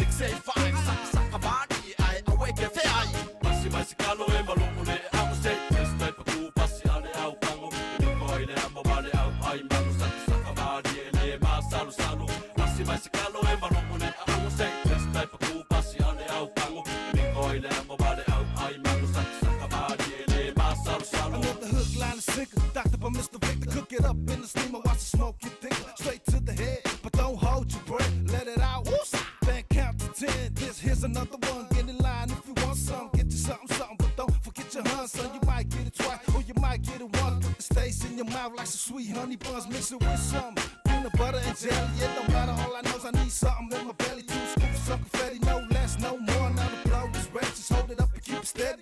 Pasi mai se kalo e maloko le au se Testai pa ku pasi ale au kango E miko i le amo vale au ai manu saka saka mari e le masalo salo Pasi mai se kalo e maloko le au se Testai pa ku pasi ale au kango E miko i le amo vale au ai manu saka saka mari e le masalo salo Pasi mai se kalo e maloko le au se Testai pa ku pasi ale au kango E miko i le amo vale au ai manu saka saka mari e le masalo salo Pasi mai se kalo e maloko le au se Testai pa ku pasi ale au kango E miko i le amo vale au ai manu saka saka mari e le masalo salo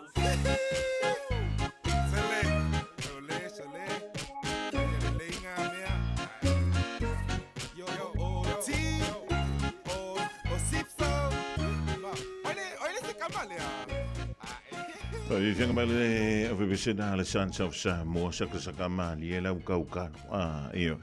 O le kaukano ka kongo o kilangi mangi usila le vai temile. Ioi, e pe malapa se kau fo ile leo se fo ile ngole mea se kaukano. O te antu le sunga ya se ule blau le ifi mo antātou tala e pe o da e whaafunga je lona toi au dantu e le te o le lua i la o neil mai ai o le au dantu le o tātou whaalinga ma whaasilusilanga mai ma futanga whaalapopotonga a inga nuu ma hawhio anga.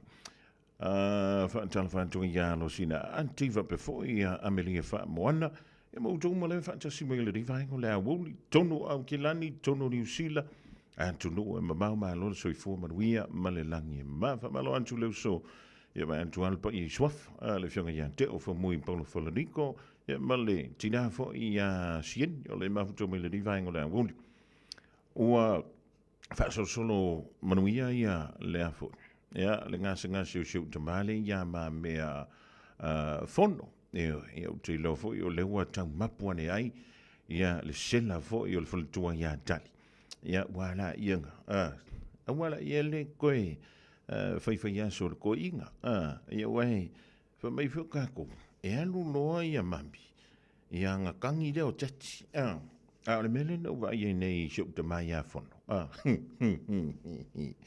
e whai o le fia i o tamai tausi mai le whana mai ia ai pe wa kaule mau ngofo i siu tina ia tani ia le mele alon tu whantano whantua ia taulo le nei vaengo le Aoauli se makauska ia li fotuanga foma o ia le ngau le menga le mayonnaise ia o le mayonnaise kele yu ko yo yamako o ko yo yamako e ke breakfast le mayonnaise ai ke lunch tomato sauce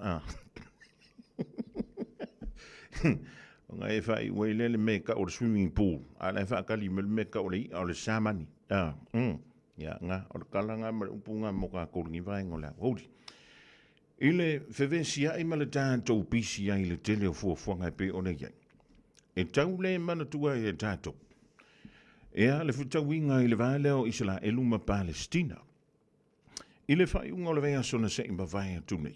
O leana maua mai ei le tala. Ua ei le marienga. I le vale o le Hamas a Palestina. Ea mala militeli a Isla Elu. Tau la maile le li Palemia. Ia Netanyahu.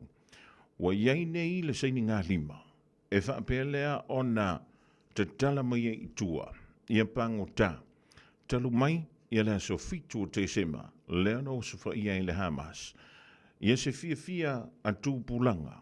Matama whanau lea turu o Israelu. I le tausanga e lua awhe luas folo ma le tonu. E o le tala fia la lea. E ui ua tele soifua mauma. Tele fale ua fale angaina.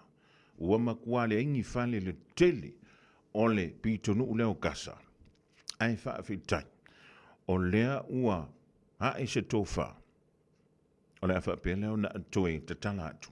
Ia pango tau taua. O lea lai ta ua mai i. Ile mai ai o le faa se lau fitu se fulu ma le tasi asu. Fia fu yaso tono le tausanga li Fofogamua. Tolu se la wonos fulu male fa. Ono lima Ia pe fa pe le o tau sanga so tatou. Me le ye le kopi ki mi o au. Ia o le la fa ai lo ma ye fa pe. Ile mai ai o na so i tele. Le na fa pe le ona te talai. Ia nisi foi o pango tau taua. Ia po ila tau sa avea fa malosi. E le vaenga au lea ale Hamas a Palestina. Ile taimina aluanto hele la tau o sofa inga le tele foi soifua. O tama whanau Israelu na mau mawai o la tau soifua na ele tau sanga e lua afi lua tolu lea so fitu o tesema. Ia, o le wha ilo mai e le wha mtalanga leo te whitau antua i. E le to tele ia ni tangata sa avea wha apango tau tau. A lea sa te tala mai. E le au tau lea ale Hamas. Ai o le mebi to sili na wha afitai iai. O lea o loo wha asawina o le to tele. O ila tau ia na avea wha malosi wha apango tau tau. E le ngantala ua te tala mai tu ele Hamas nisi o ila tau ia na avea wha malosi. A ua mai a foi ona te tala mai e Israelu ia nisi o tangata nungo o Palestina. Lea ua au tau sanga o taloka. Ia ona whamai Israel e leu stai i tu la fono e pe o nā iai. Ia, po o lea lava le tūlanga wo iai. Mai leo tātou ni wha masino. Ua umavo ina avantu iei le whina ngalo. O le wha msinonga le lalang. Ia Israel. O iei fo iai tunu u. E o antulo iei le pāle mio Israel loka loa le teimilne. O te leo mauti dampo a iai tunu. Ai whawhitai. O lea ua toi fo iantu nei nei tangata. I o lātou ainga. E pe ono whantu le vai asun se vai antu nei. Ina ua ve vesi le mata upui Samoa. E o le fo i ve vesi a kwai maka kou i antunu e mamau. A le fo i ve vesi le antunu ui e lua. A o loo tau whai tilo umamai iai. Le tele o antunu o le lalang. Whaamtai. Ua talia i ni talo sanga. Ua mawhai ei ona te tala mai tua. Nei nei tangata. Ua whaisi leva. Ia o nofo. O te lenta ua whelele nofo sala. Ai ua lokaina whaamanosi. E au noa mani whaamsidonga. E tūsai. Ia mahala o tūla fono. Ia ai o le tūlanga na. Ia o le ute vai hatui. To aiva se fulu. Ia lena avea whaamalosi. E le au taulea ale Hamas. I le sofitu o kitopa lua whelu tonu. Ia? E le o le taimu o mua ele o vitau iei Palestina ma Israel. E le o le taimu o mua le. Na vitau i ona tu atu. Ia maisi mau tausanga ua tuana i antu. Ia. Ia o ngi ia mea o le whangua. Ia malenge ia mea. O le saolo tonga. Ia ngai o le whingatai o le whamutala o le mele o le saolo tonga. Malea ia antau o le tangata. Ia o le kūranga voilele. O le whawha malo si elisia tunu o lau whanua. Ia o le isia tunu. O le mea ngare kupu ingi le vesi. Ai vai whila. O i le sa whea whio i le ri whao. Ioi. Lea ai o Jerusalema. Anu antu ai o lau whanua. O lea tonga o rive. Ia anu aku ai o isi pitonu. Ale makua vevesi. Tele whana witi. Mali li wai pom. Tele ta mama tira mātutua. E au noa ma se angasala. Ua mau mawai o lantu soifua. Ia le fisi. Ai se alawa. Ioe na yeile o sofa inga le Hamas. Lena tali foi tau ma yeile li pāle mia. Ma le vaenga a Israel. Au lisi lau sili on tuatu. O tala whea ngaile ta pomu pe o tangata savili. Tangata lau tele. E au noma se pi tanga. Ile au taule ale Hamas a Palestina. Ia ulta ua mai ia ulau tali. An tofu an tātou mole manatu. Tofu tātou mole tali. Mole mole tangata ia a fiafua. Ai au noa. Mase angasanga. Whamai o i sisi fo. Ai o ontu i sisi fo o lai pā haide pom. So sola mai isa sa e. E o mai fo i le pā haide pom. Whamai o le o ngako. Ai o kufole o ngako lai pā haide pom. Ia ule mai lo. Ia e whaftai. O le ua maua sina toa fi mali. Pea ma le ono va yaso. Len ta o mai telefon. O lea ua whai sina koma. O le pāpā o pom. Male li wai o tangata.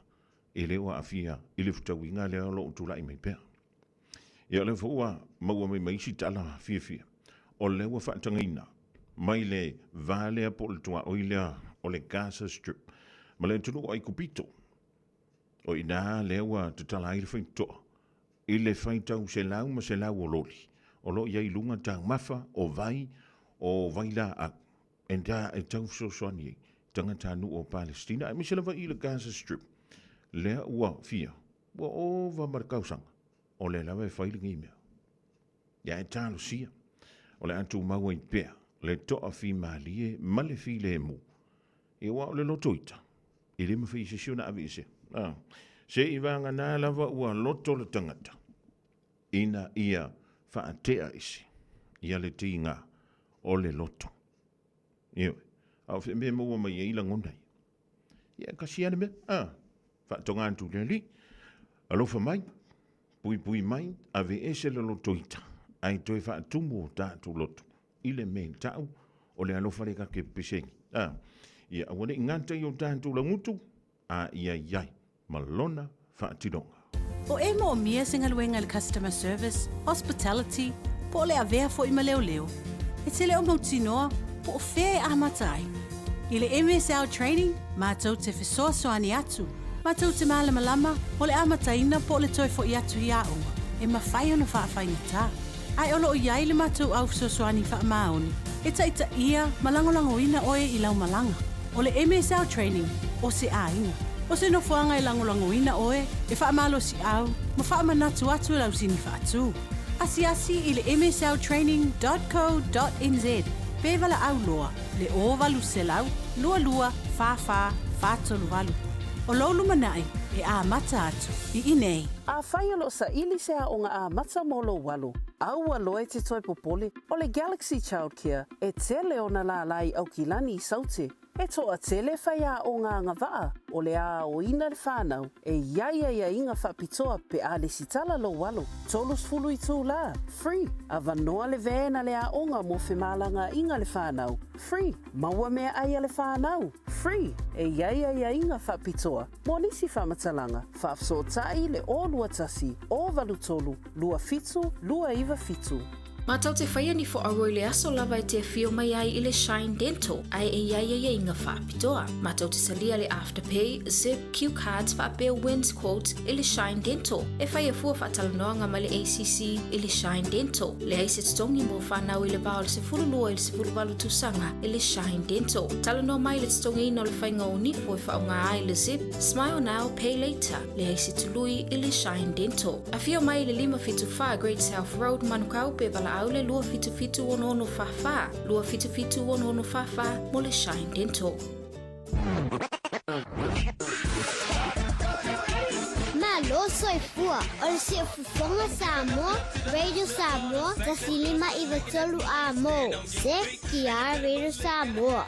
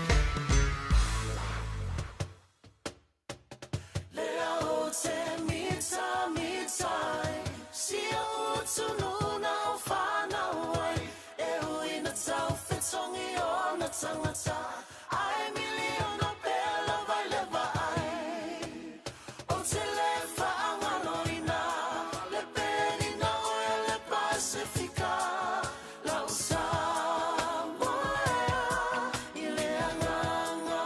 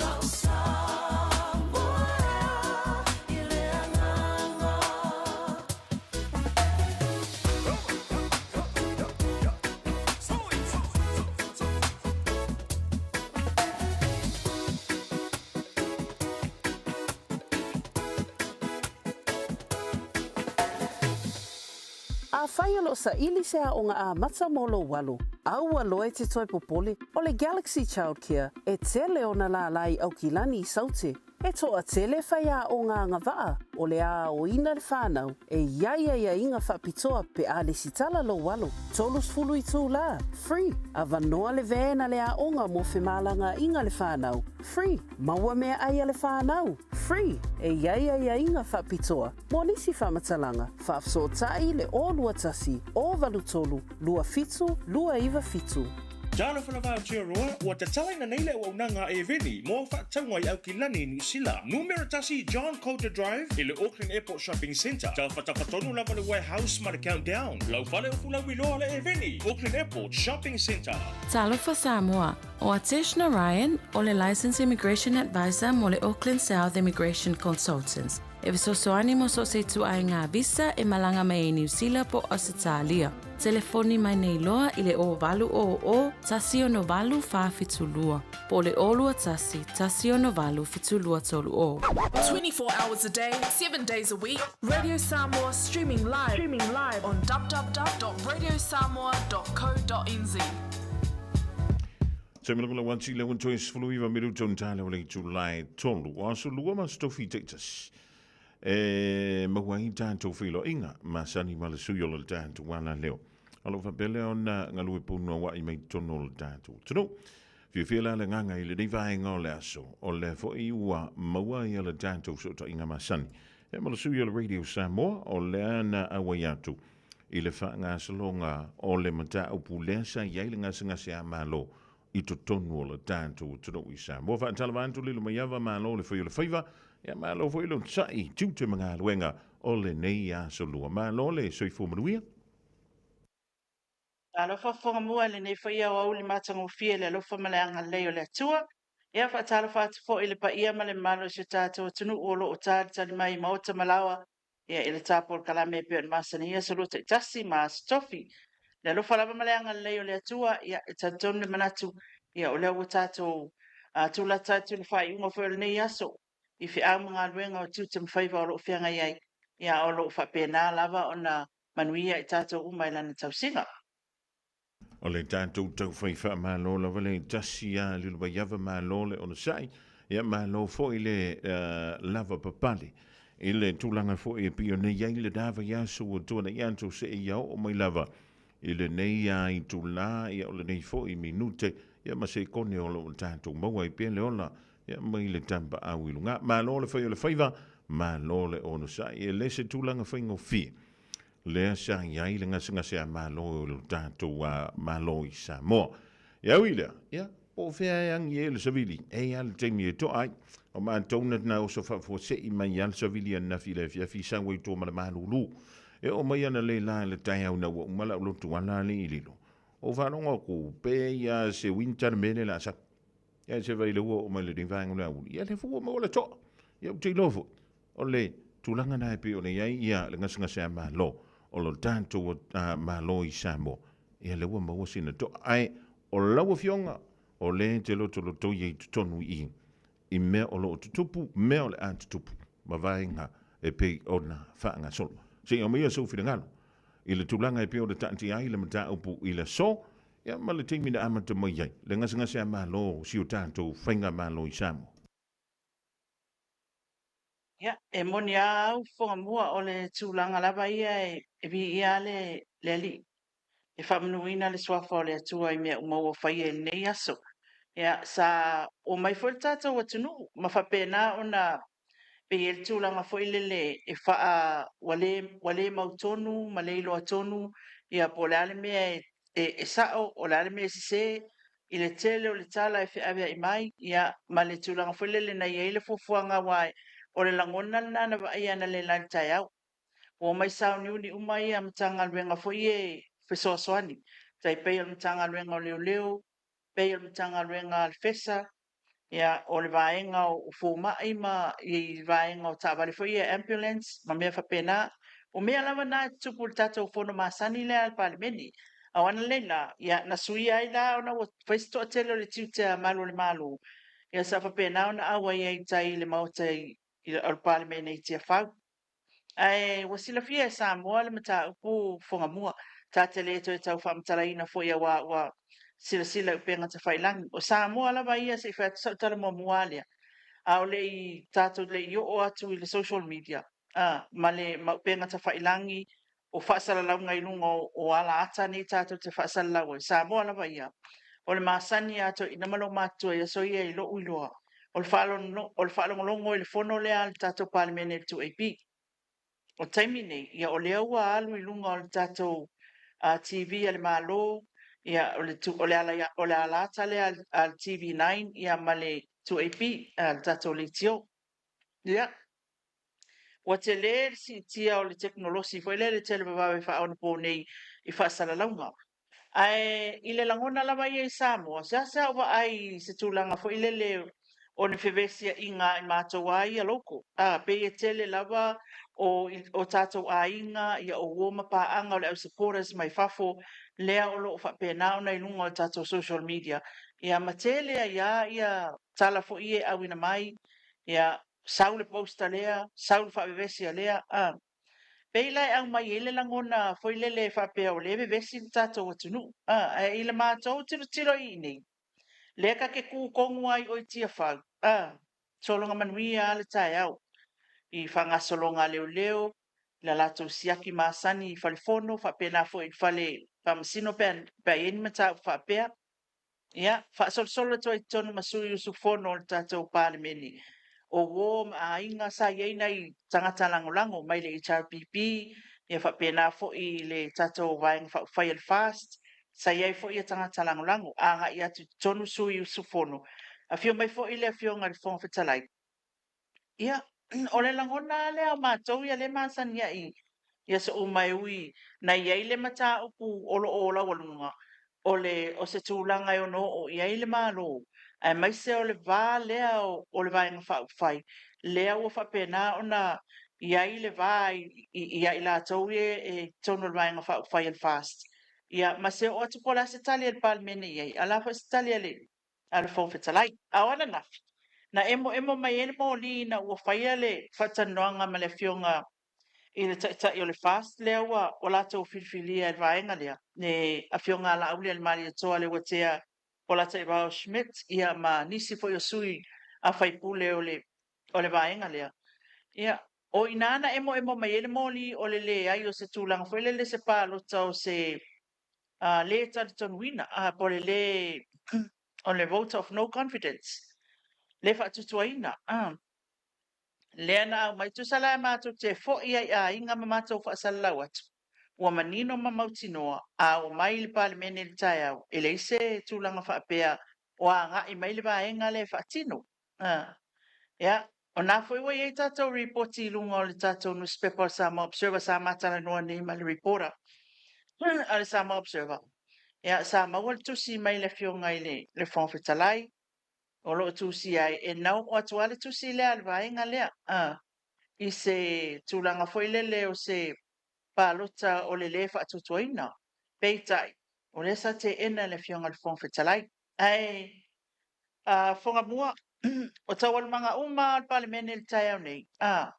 o le mea konga leo ke whaingoa e uia o le saua o le akua pai whale le ia mea uma ni tai au mata mai a i le saunoanga le fionga le whawhetalai sauai i le tula i ato le fionga i le tamaitai palemia i lana saunoanga wha ministerial speech ia wha pea foi ia le fionga le tai o le tuangai ia na whetau iai fola ina ia ai o upu matangofi ele ai ma se tūlanga foi lele i tonu al palemene e ai ina i le maka upu ia o vaenga le ai e folo la tau va ioi e le mawhai e le whongawhetalai o na whaamalo se tangata e le tusai mal tula fono o tiute ai o kapeneta e le oa whaina upu i o tai on leila ia o se tūlanga wa au mai ele file mu wan to fi mali e fina ngalo maloto o tatou atunu ia e mai sei foi o le fetau i o fola i tai o i tu e lua tula i mai le fionga i le palemia o tula i mai le malo ia tu atu fo ia le fionga tai o le tuangai ia o le awa na fa solo me ale mo ia la na ile li pote tasi ale al komiti fa palemene salotia ia ana wa mai le tu al tali na me o le tali a mea umolaso nei o le alofa i le uso ma le loto whaamangale. E le wa iei le aso Fofogamua. Iei le tūlanga foi lele i lau titilo iei. E iei le tūla fono. Awa manino ai ia le tala a le fionga i le tamaitai palemia leo te whanang so o awhai. La iei le tūla fono. Ai ala o mea e whai. I lona fina ngalo au mai iluma ia manino e fo ala mea e yele awala le atua patino ia malam lama yele tu la fono e tawa ona tatou titile langa le fausia le tatou tunu o le alawa tatia mai le tatia nga le le wa abatu fo il fo tuanga mai le fionga le fon fetalai i le tu i le tatou vaeng fo fail fast ia fa pe fo ia ona tali mau mai fo ia le vaeng fo fail HRPP e tu le mai le tu ia ua matua matangofia le so i le rofa maleanga leo le atua fongu. Nele malo fa tai Antonio Lena silamio ia le pa ia ma malo Samoa. Tati ia po ngā fia le tu vaenga whai te au iai. Ia pe li lifa ia lau lango lango. Ai Antonio masano le limas fulmon supu pasene o le Antonio ulalangi ato. O lena no fu te talo ma no fu popole. Ni te ua ingi mea ngā pāpā i ngā ele. Ile mauta fono le tātou pāle mene. Ia pia sa o elau sa no ngā lilo mai au. O tātou alama tātou fofa. Atonu i leo le fina ngā no leo le tua i sau mai tau i le tai au na leila. e o le mai le taimi na fai ele tano mulmuli. Le ai ma se mea whapenga e nioi. Na mato mala malama le ai. O upua ala uli el mali atua. Le ai ma se mea whapenga e le anau. Taunu. Awa, o le kelenga o masa salonga le ngai ai. O le masa salonga foi la fa mai ala le moi fo leo leo ai fa pe kupu se mea i wa i kala fa pe ngala fai. Ele ilo. O le pui puinga ma sani mol tata wa tunu. Ia ina i tupu a eni fa fitau le fa pe e au fea leo leo. Alai au mai le tiu te leo leo i vale. Ai ilo wala ngona i sauna nga le fionga ia la uli mal tsa ia fa pena fo ile i tu al tato manu. Ile ai angi me fa sole o kala au fa se nga kala se lau pasengi. Au fa se nga actions. Penga o le lima pasengi. Ioi, mawalunga o le onga onga le me o ye fa mtalanga. Ai tu mai ngai o inga male mena tu. O makuale yang pasengi o nga mea uma a mea la o lela avevesi. O lela fakulai, o lela la ave esele tofi o tamai tai pale mia. Ya, e tātou te lala fual whaftai le atua. Whaftai ngalwe ngal fong whetalai. Whaftai tu e lua. Awa e talia ngō fiel men mo loto ti ngā man loto whamangalo. Ma lia Whangamua. Ele whaingofie, ele whaingofie fo i le tai o le fast. Ia, e whapena fo i le whionga tamai tai pale mia. Ia, malana fo i vaenga lea e tula. Ia, i tala ua whela fo ai. Ua whela fo ai. E whela fo ai e whasalonga. Ia, o le tūlanga la le nā. Pe e awaku ele malam lama anga i le situ. Ia, sa ungi mai fo i leo le situ. Se la kome ki e pomo i le siku. A lea ua palasi sa o mai a. Ia, ua uma i le file mu. Ia, o ke reiro la po fela kuku mai sa kangi wa malang fe eri kai. Ma lia le vale fa so fo ding vaingo la wo li le mo yava. A tonu se tau e se fo ile nei tau. Ile ala usu fo le manu le tudu i upu fai o le tātou malo. E se fo i ala mai tau antu fo ile ile fe lanu lanua o la o suia fai pule o le monta i to tonu o le fontanga le ile tau na leila. Ia o mai lava le teimi na fai wina. La sa o e mai tau ye le tūlanga i piona ye le se singa o la o suia fai pule ia vaenga fa fai le so. Ia, matinoa le tūlanga na iei na whaatanuina lava e la ulia la tau vaenga le nau mai. Ia la le tongi ngā le fast.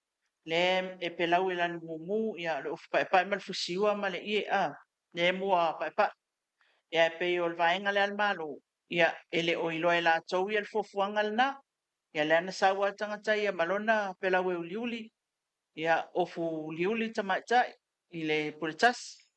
Ia whapena whala le vaenga whai le HRPP. Ia isi sa anga i mai o le latu tō ninga masani i la vale. Alvaenga whai le pelau pae ma le ula whala mumu. Ia mātango fi ai. Le mea sa o mon mawina o nai tinam tama matua vaenga whai le o supporters. Le sa ia i. Ia e sa matua nofo whaatasi manisi. O mai tu mai lua. Ia o leo mai e tapua. Le ai masa pisa. Te whaalongo atu i teimi o talusanga. O la fo ie e tau whai te talo ma au whaatasi. Ia o le nau ta inga. Awane i eise tūlanga whaapea e vevesi e le tātou atu nuk ma maale pele pea i ma toi fo i ei ini tūlanga tū ngā e pe o na whai mai fo inisi ala koe fo e whai ko whai ngā pālu. Koe o mai koe whai ngā pālu. Ia ai o le tūlanga tāua. Ia ua man malo ale ali il nei aso. I loto mo fina ngalo o le tātou pālemene ia whapena fo i o tātou tangata. O te iloana ia isi ngai virki ngā lea ke baba ai e koe la ko kau ai ngā maanga i kau ai mai ai. Au te iloele o te fo ai se si mo kamai maa fo i e ngai kongkong i le mu mai fo inga le lewa baba ai atua. Ia o lea wa o ma lea fo i vae nga tele.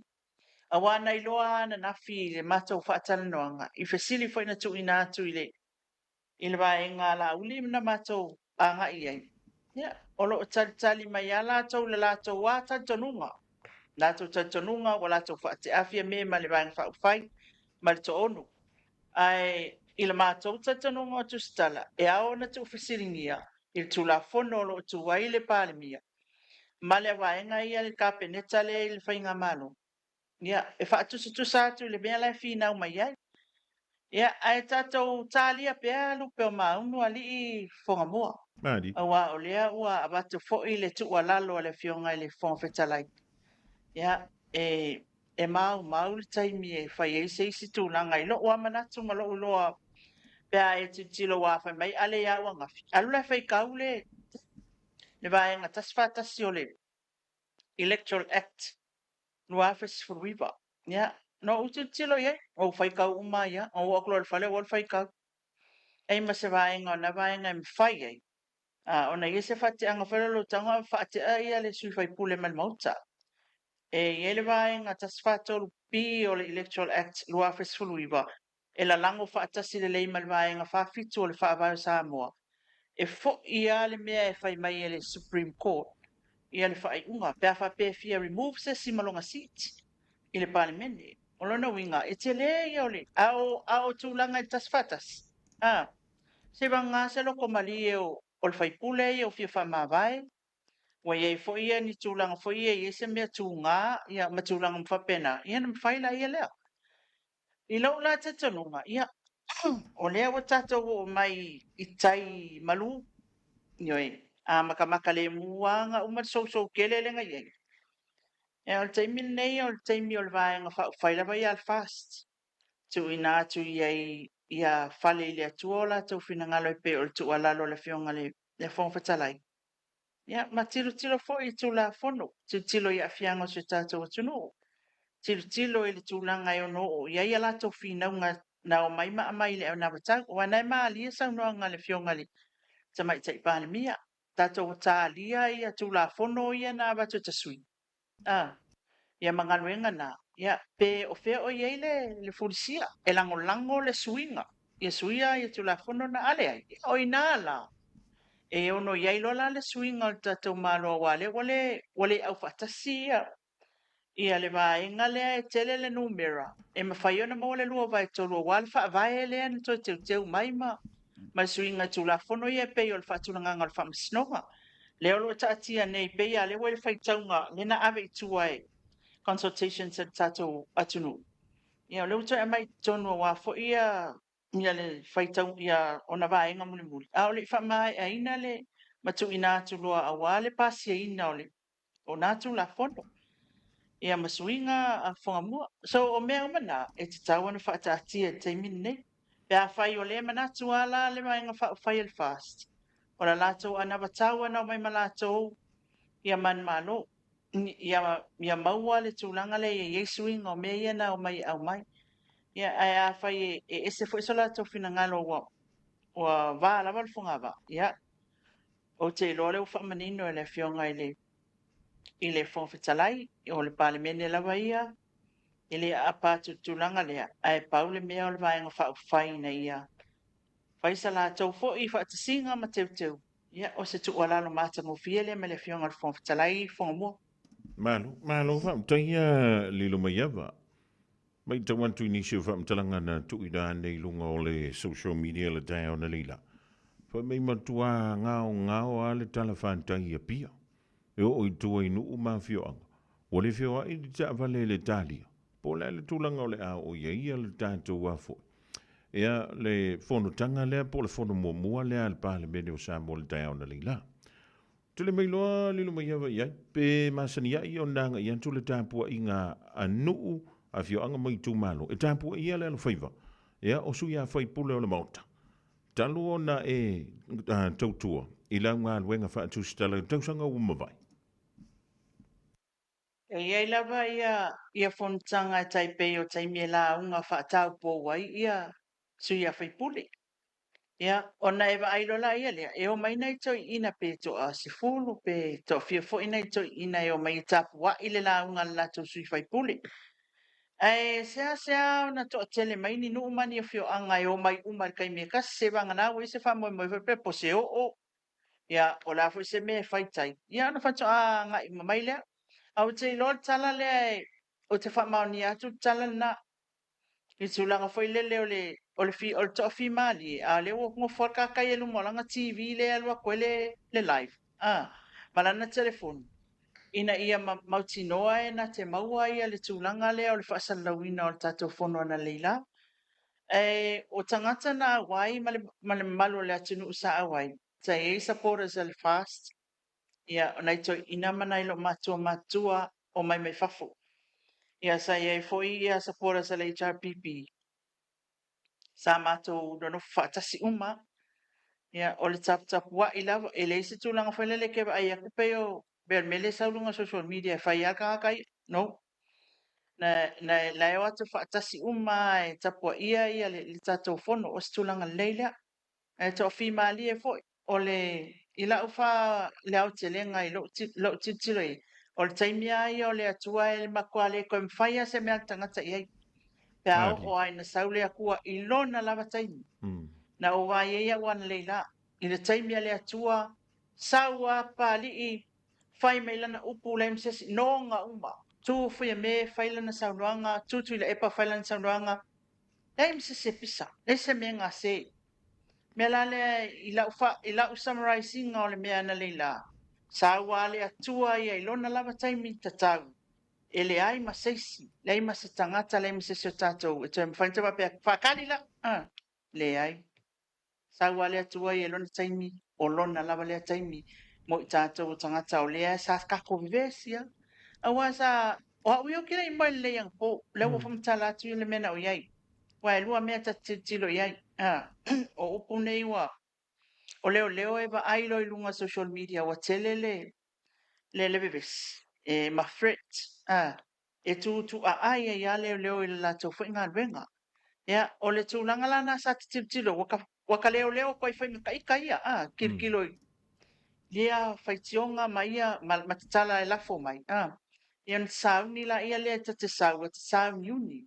Ina ia ani me tupu mai. Ala e te lava tā pena. O le mea lana al whakwai. E iai tangata tatou atunu una mo moe e le ma moe.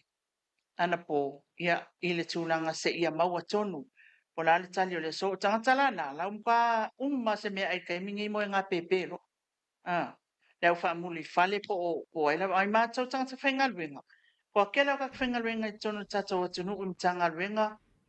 Na makua malolo ala ko ngaluenga kirkiro kirfongi. Whalonglongo mai lo. Awala e lo. O lea alwatu le fono o le mea pita isilia na tāua le tātou atunu. O le taita inga o tātou taita il pālemene mal malo. Ina ia mawhai. Ia ona tātou awai whaatasi. Ia ma tātou lalango whaatasi atu i le lātou ngaluenga. Awa whale tonu lātou. Whale tonu fo i tātou. Ia se tala na li Fofogamua. Ma lo le sau no le divango le Aoauli a le no ia. O le ale tu fa si dia sa fa mtalang wo lava i la uia manta tu fa tangata no Samoa o le overstay i nei New Zealand. Foi le wingo la tana li li. Nga ku o ma mengo manga o fa yanga leila. Yo no fa pe se. E fa io le sa wo le manulu. Ai o tama fo fa. Kele ka fe au fia fai. Ai o te toi fa pe soli. Ka alu nge e fai ka fuanga ai kupu se pe fia. Ia ka ika ka whaka mala. Ia o toi mafo o e kaulanga su e sa ka lai fai ngile au auti. Ia o fai entu sa o ai le ni vango la o li le mai avali ta filoi. E o manino le matole va ila u ia mai tau o foi le fa tanga ta nu sa mo. Ia o le no pia ia tulu o mamau. A faila o yeise fina ngā lo seisi ese mai i le tūlanga lepe o na taatia mai iai fe lafo a inga i le tai awana leila. Whasa o mai au nei te wa se lilo mai afa. O le tali la o sota manatu ma sota loto fuatia ifo e fia lui ia pe fi suia ia mata upu po le taatianga le mata upu le pāle mene o Samoa. O mata lan wha msinonga mo ta ita wha mulmul. Ia, awa foi o lea ua silasila iai Samoa uma, silasila iai tūlanga lea, o le tinga foi ia le lafo ia ma o le lipoti intu ina atu ele komiti whapalemene le na susu elmta upuanga i le whaipulo safata.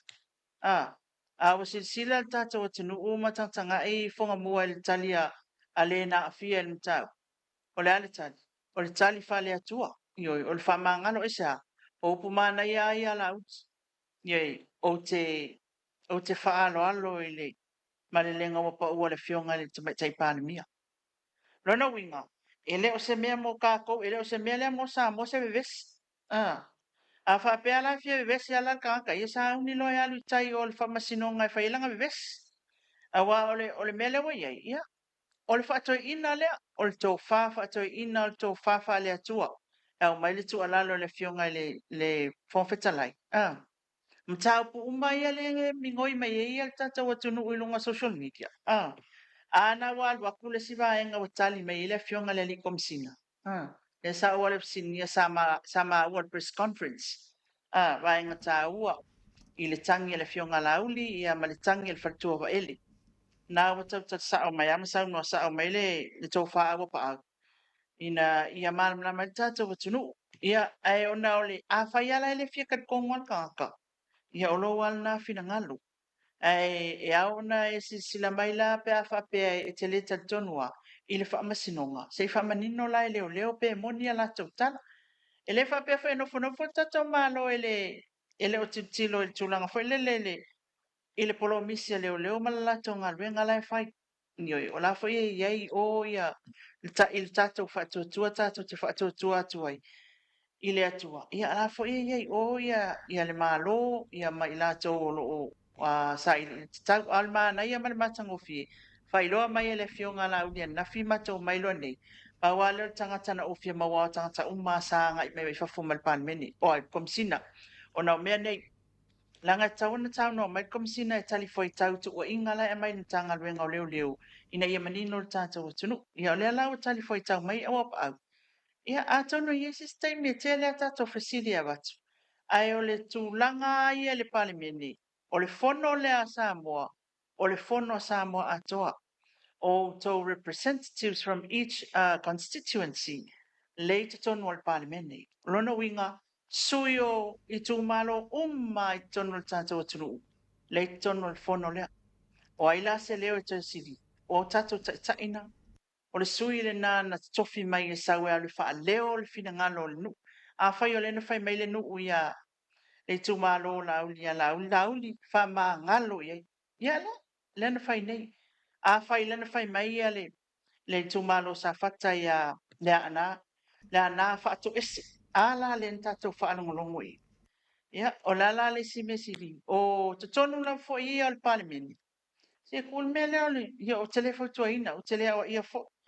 Le kulanga foi ngali o lai fai fela fra foi ngatonu a le alu ia ka ko fasara la unga le la ku kua mal fai fai ngo ta tulanga ile mamalu el ta to watunu ia matele ele ta to vivesi a o le awa file mu ile e pe ona ia ile so ia ta to ta lia lupe o maunu pe ia upo ile fa ato aina ile atua o lona fina ngalo yo ta to tangata ta to ta lia tulanga le fa ato ile alofa mal fa mangalo ia lau tua ai mea uma tātou te whaia. Ko a kula fongo wha mai. Mei langa kula fongo ea mama, o le kula fongo siri al kula fongo le akua, o le almea na. Alofa i le usua tangata alofa i le atua. A wa alofa i le akua, ia le lako e whaiwhale a ngas sa se umang. A se umang. Alofa i le atua, ia e whai uma mea uma i lo loto le le, le ami o tonu le. Ono sa i wha maoni mea uma pia e alofa i le atua. Ia, o se talatu lea Fofogamua i nei tula o tapo kalame au tatonu ia e saolo langona.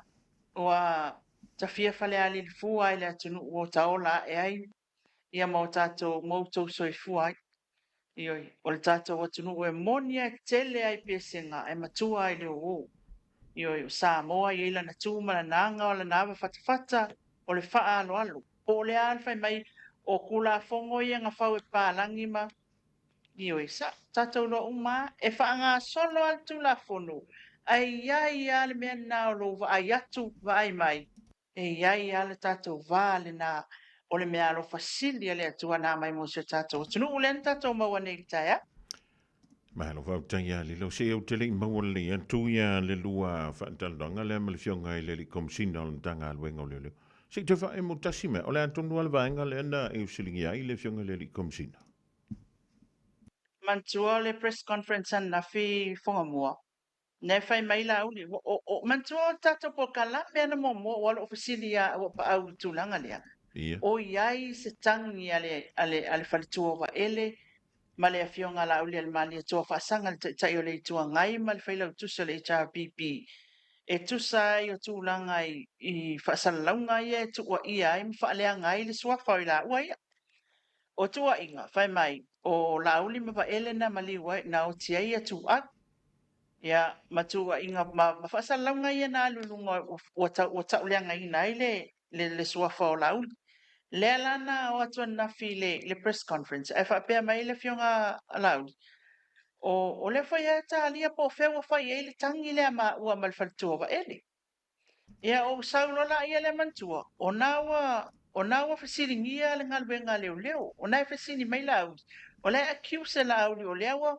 Mai ia lewa o moli na wa lewa leva na watu na tangi le lopo fata titia. O saulo nei o fasiri sa o ala komsina. O le asa utala i tulanga lea. O lau fai mai lau o le kangi e se kangi. E se tangi a la aulima. E tau sa o mai a komsina. E sa o la ie le tangi. Alfanga solonga i pei ona saunoa ia na fionga i le komsina. E ao na wa ili le leipo o fea whamatalanga na e soli tū la fono. Lona langona ele o whamatalanga uma e soli tū la fono. E iai al whamatalanga e onga e tau tua inga mal tau leanga ino le ngoa.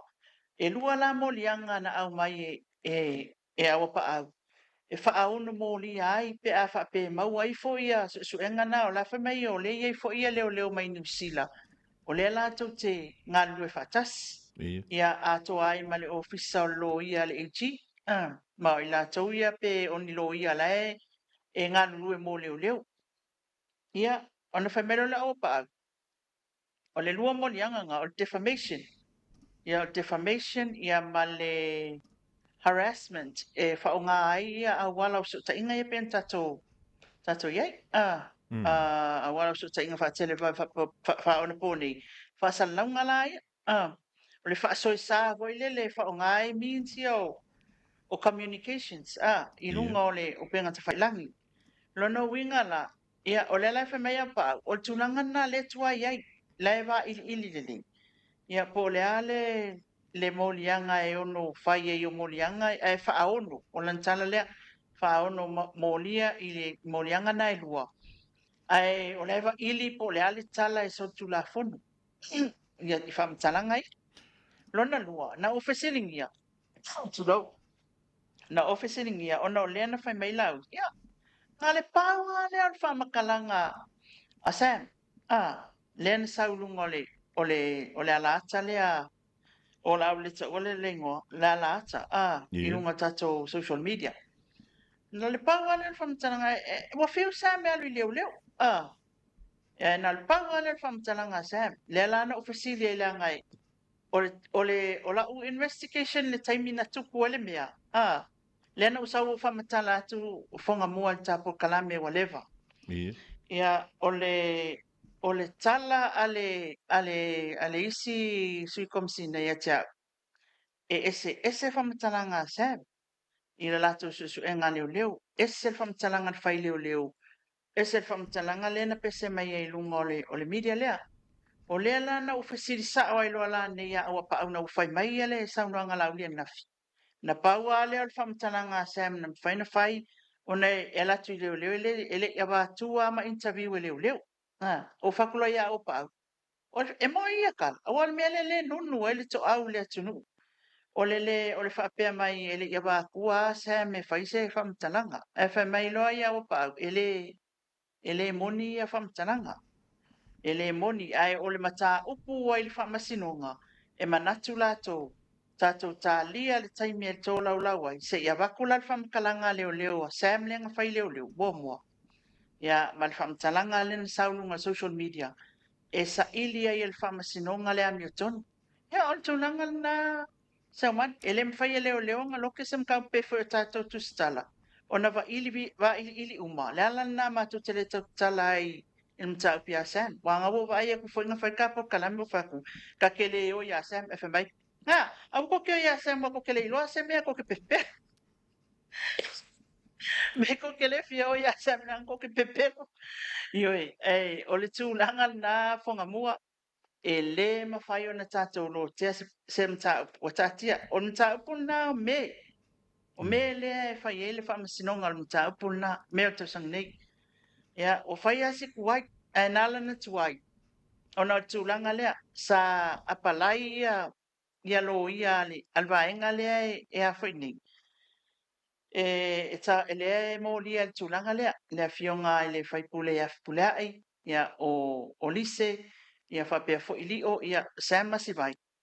Sa tāsanga fo ilele ina ia wawe whai a iulai ia, ia ai o ia wanua mai ilo ia mai whafo.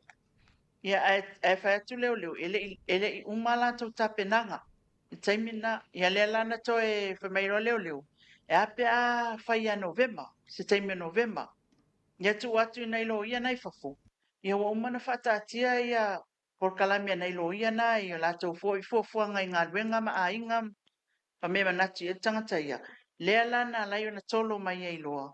Ia lea lao le a tolo lau le mata upun na ia mei. Ai o le tūlanga na se a Fofogamua. O le tā ua i o le tūlanga le o nei i le i whasalaunga o lai isa mta upu ilunga o le whamasinonga. E le mwhai tātou tang fia e peon sauna me le fionga i le komisina i le so. Ia, e ia nga isi ka komeso kwa le koe makamaka live. Ai ma nai ia pe ama ua pe alma ta inga le le fionga tātou uma le media. Le fionga le komisina wa manino mai amata upuna matali fasili e fai mai ele isi tu. Ia, ona tātou malam lama fo ila ia lea ia mawhaititi el tātou vesi lea fo i tu. Alo, tu tasi ala usilia le mai aval mta pule o ai tonu ale a fi el tangi le na tu ina tu mta pule pe o na e sauno ina. Le na sauno mai le komisina e ono molia. O tangina la ule fasanga ia le alama matuila epa. Ile le ala fe me le komisina o la wa ili pe o fea fa matalanga so tu la fono. Ia a ono molia. E ono molia le defamation ma le harassment using means of communication e ale tala le komisina na fai mai. Ia ai tato tali ia le taimi o le ali mo i tato pe fo el nei aso Fofogamua. Le ring malo fa tai. Ia. Ni te ue isi si vai ngata ue te fia sauno iei lilo mai awa. Ia aleanga o nisi ne o mataupu. Le pe ye lu ngā malalo o i fina ngā lo le tātou. Tunu, le ala ua mai au na fōa la mea le tai au na leila. Ta talo, ia ma saunoa le funga fitalai o le monta, pale pale alunga le saunoa ngā le tamai tai pale mia, ia tali foi tau foi le tai tai o le itua ngai. Fe wha ma ngā loa isu ia whai pule e pe o ni eise tasi o mata au pule na ilo ina e le komiti wha parliament. Ia le fo saunoa le komisina. Ia ta ilo ye, te le ilo pe isi si vaenga tāua e au na sila fia le pa ia ma le malo Samoa li. Le vaenga tāua i lo umanatu ia tātou whaaftai e le atua ua mai a foia ngā lua o le tātou fōlaunga. Ioi, le ngā te le ale sa tātou whaafua mai ma tātou whianga i. Ia o lea ua pe i tau mau i atu sona vaenga. Ia o te ilo fo i o lena saunoa ma la male fionga ia lau le mani toa. Tu umai ia e alu whai o na ia ana ia morianga i leo leo ia matulanga mwhapena. O le future o le party. O le mea lana discussa le party. E le isa tātou tūlanga tātou te leo o mana ave tu alaloa alio a pali i. Ia o le tātou talo fo i le atua. Ia au mai le file mu le vaenga whai. Ia matoe maua le tō wha lo loto ia i la tō. Awai tele a mea tāua na lātou whaatula i mai fo, mō le tātou atunu. Ia ai whawhitai fo i le tuangai. I le toa whi mālie o le fionga i le taitai. Ia ma naisui whaipule. Ia i lātou fo ia sāfsosoa ni atu whawhitau leo le so. Ia e whapena lava ia tūlanga sa tālu sanga fo. Ia i le tūlanga fo i le leo se whaamanga longa o le fionga ia le ana. E tu sai fo i o le lipoti a le komiti. Ia, o lea wa mai a ia mea ua. Ia, ai le whia ni o tātou roto. O lea wa mai a soala pule o tātou ta ia tūlanga uma. Ia tātou walua ia lea tūlanga wa iai. ai manino ale mata o le vai tu la fono. Mana ia le fina ngalo le ala le pule. Fina ngalo le ala le pule tu langa wha apea le lipoti a komiti fo ie wha palmene pe on au mai ana leila. I le tu langa wha salai la e sa wana watu palmene e whai mai o i le wha msinonga. E wha mele wha msinonga i tu langa na sa ta tau ona ave atu ni submissions a aila ua ia mo lia.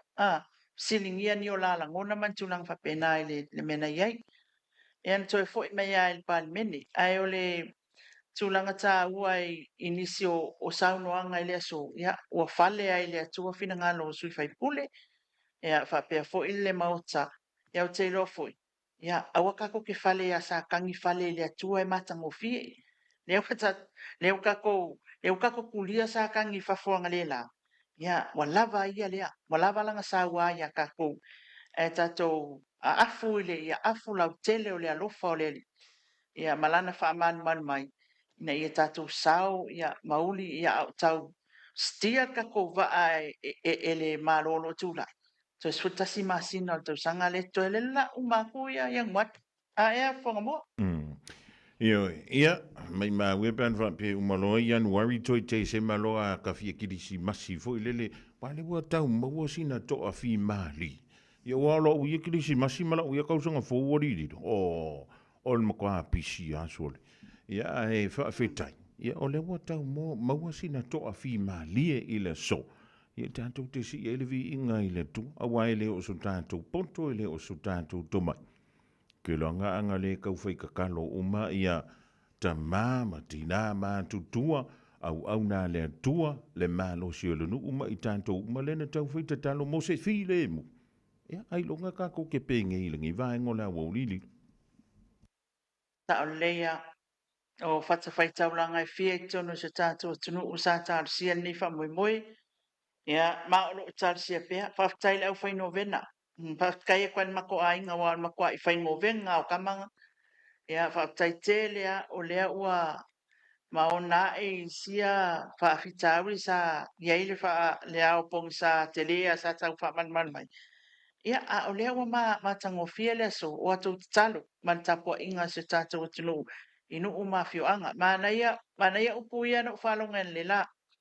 Aua le avea le au tasinga whenga le papea e kako langlango aku le mea ngai e le tango fia le tu sa o le tu la fono ma tu langa umwhapena wano fo le ia ai o le ua matango fia ia le aso ia ia mea uma ia tatu fatua na ina mea wa tuana walu ngā mea o mai mau ngā kaimi e alpea ia ngā mea kia ia ai kako fotua i tai au fo ia pe ia ona mani ai sau no ngale fionga le fong fitalai.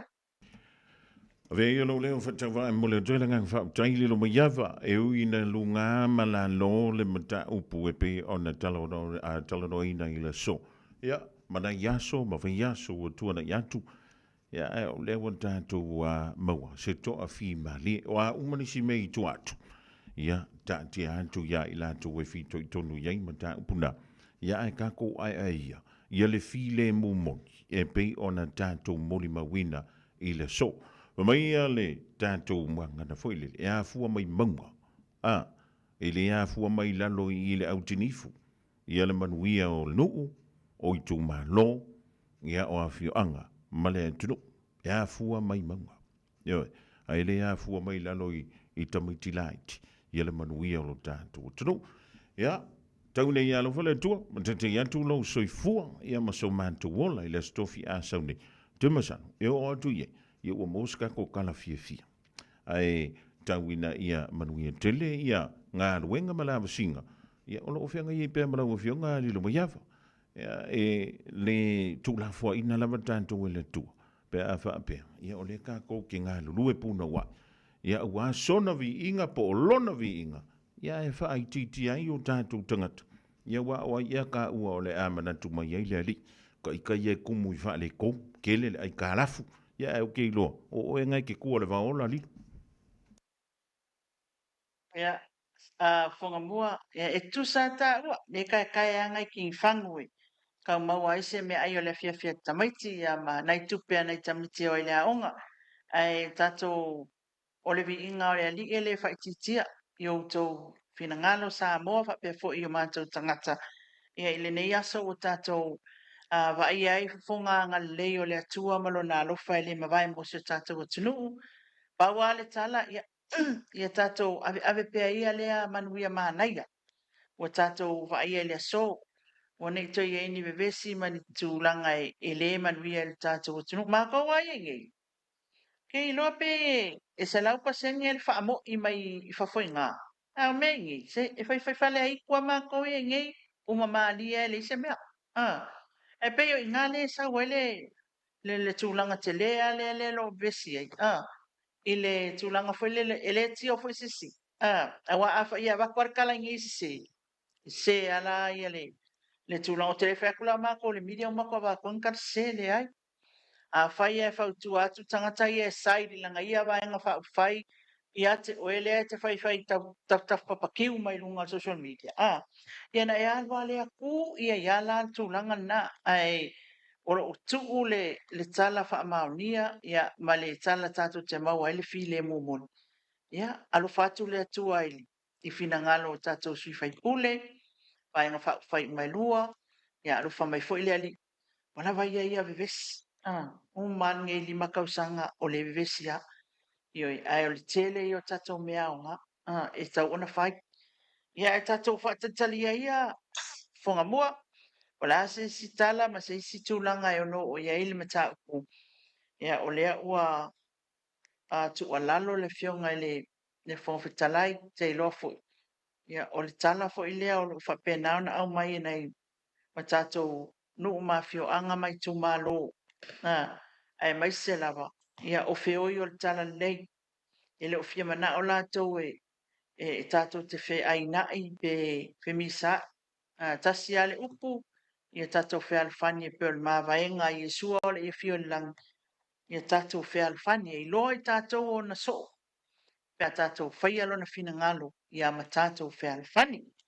Ia, so, whangamua o te iloa e le tele nistala ni tūla e la fotu i nai lau tō whapo la se isi tūlanga e mana mia o na tatou toi tala noai.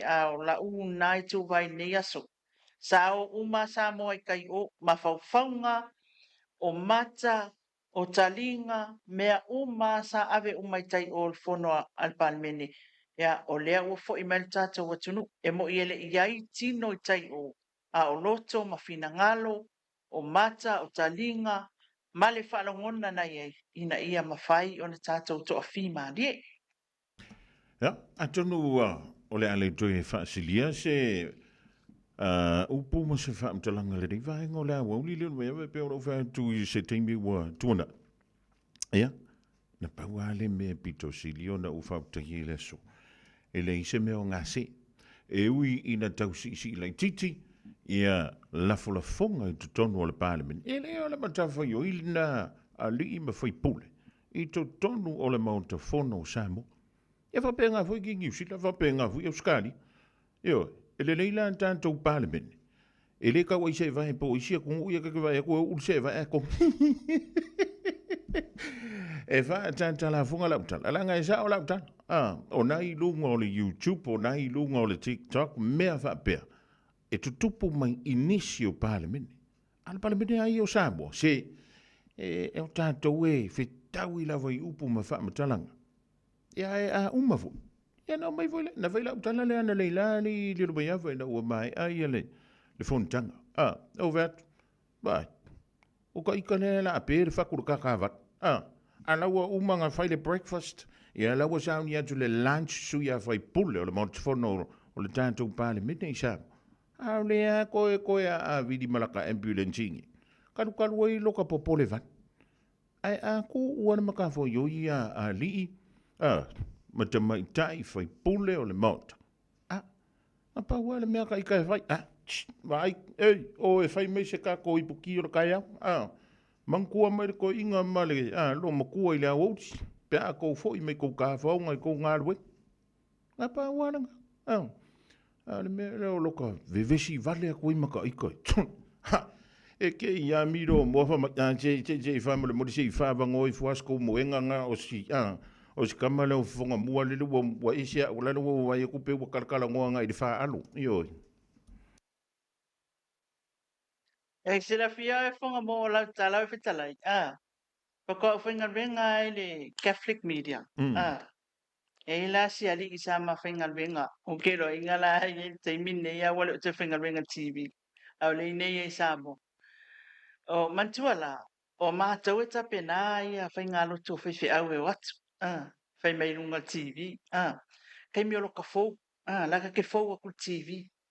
Ka ke kua ka kirkilo so le fai la so ka kalinga po la le mele se fai wai ka ke fefe pa ke le wa to ina matua e si pa te le sa wai mana o la tua o mama ka penga me le fale kongu lo pe pe ku e oi sorry Patrick pe fai anga e ko fa ka le ki ke se swimming e le fi na fai me le ya o te mi le o la ni o le te fo fe me ya i solo aru i fa o ko sa ko fe silin ma ko pule o la me fai ka ko spa ia ai o fe au le la kwa o ma kwa fe au ka fe au le leva wa uma wa ma tal fe ngalu lu wa u por ka kalo mene uma o mai it's not even 10 minutes le finger not even 5 minutes le fai ngalu ya o sau lo sau mapu sela le ngofo ala kamale i le fai langa editing e fai mai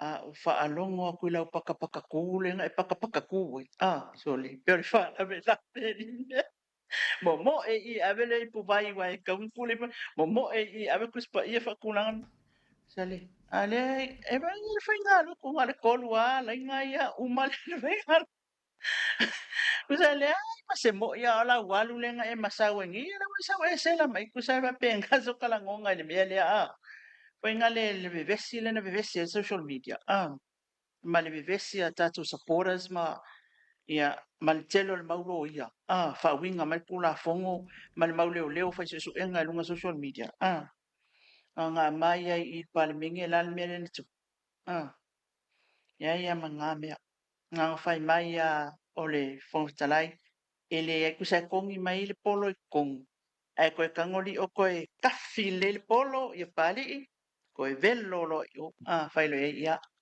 ko e pasi aku polo ko mea ngai fai for example pai ngale le winga o tato vevesi tato le anga i male uso tangata fai ia upu mama fai ke le ala la ai vai el file mu le tu fa fai mea ngale fa ko to summarize today sa wale ali i lona taimi le ai masaka ko me kam fen ko fai pulle ale atua pulle a ole atua i loto mfinangal ia faafetai le tatou atunuu faafetai le tatou faavai faafetai o tatou taʻitaʻi mo ia lae iai ia mataupu ogauga ia faafetai ala auli ale maliatoa ioi faafetai atu i la epa faafetai foʻi saunoaga le fioga tamaitaʻi panemia ia o le maua o le loto maua lalo maua o le loto faamagalo maua o le loto alofa tuisili ia ona tāua o lenei aso ya tanto mai e tasi pe o nei sa no le rivainga o le fiafia li lo mai apa manu e te le lava singa o tutoe o le nei a so lua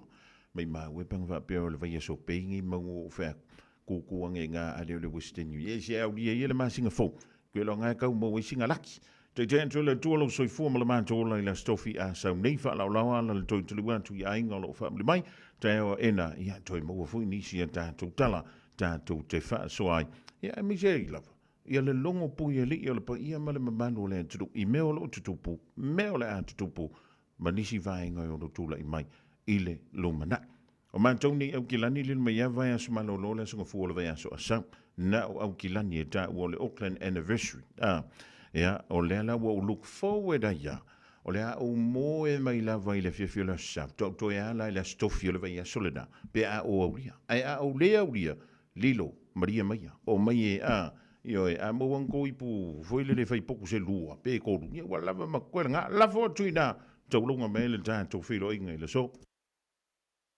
e mo bua lava ona faafetai atu ia Samoa mai mo mai ia faafetai tele lava le tapo inga se tatou tunuu faafetai loutou amanaʻi o lenei polokalame faamanunu atu foʻi pe afai e lē fetaui ma lē tutusa loutou finagalo ia ma sa mātou fo'i ripoti atu o me o lo tupu le tātou tunu. Ia o lo mātou sāwaliwalia lava ala e tusa i o whaasalaunga tunu Samoa ia male lanolangi atoa. Ai o se porkalame whalea wa ulea a wā fo'i le longo puia li o le tātou tunu ni me o tupu ai e whaafitai le tau tāpua inga ma lo tau anga le lei e ala le tau tatalo i se tātou tunu. Ia o lea o tau mawai atu lea fo'i au sa tau whaaman mai i lunga o Samoa. Pau tai tele lau tō whaafonga mua, tā whaia whapena. O le ata toi tala noa i la solua au ki sola foi ngali. E leo la skofi e punga ko ala songa fua o le skofi lei whamol mole, sau i la solua tā toi tala noa ai. Au le se tau sa ili foi nisi o tātou whaatata noa ngatu i nātou walsi le fia atili le tātou atu. No, e mo le taimi nei mai a teo nei, mana tua i eile o ele istapo kalamitai au. E mai moa mai lawal tātou atu no i le niusa le afionga iangan mana tipi au tanga vaia, ia mātātou talatusia tu ina atu i lunga o le tātou Radio Samoa page. Pātai tele lawa Fofogamua manuia o tiu te whaawa o le aso manuia le fo i atu i ainga tō whāseifua. Seifua ma ia manuia. Le fionga ia lilo mai ava mai na vai le sui o le tātou wala leo e pe o re whaafunga atu i le rivaenga o le Aoauli. Ia wala wale tau mawhi atu e longa puia li i lau tau pa ia ma lo o tau mabalu. I mata upolo tula i mai i lo tātou whaasiramanga i Samoa. Maletala le sito ina ia le ngā o tātou ua osikolosi ia po ua umo a uma sia vaenga o lea foi mataupu. O le tami lungo le wanti le Radio Samoa le rivaenga o le Aoauli wanga i antu le fiafi. O le utoi luse fulu lua mirute o na tāle o le itulai wha. Ma le tua tāle wha tātou sa vali oi lea e le ise sia mwhinga sa vali a kuingei Australia tāle itulai wha. Ia ona tātou tāle ia le o telefon. E pe ona tapena mai ele fale tua ia Miriam ala le toa pomare le sui o le tātou ala leo o mia tātou tala i mea lo tupu i Ausitalia. All I hear is Radio Samoa, Radio Samoa, Radio Samoa. Tasilima iwa tolu amo. Radio Samoa. Kasilima ivokuru amo.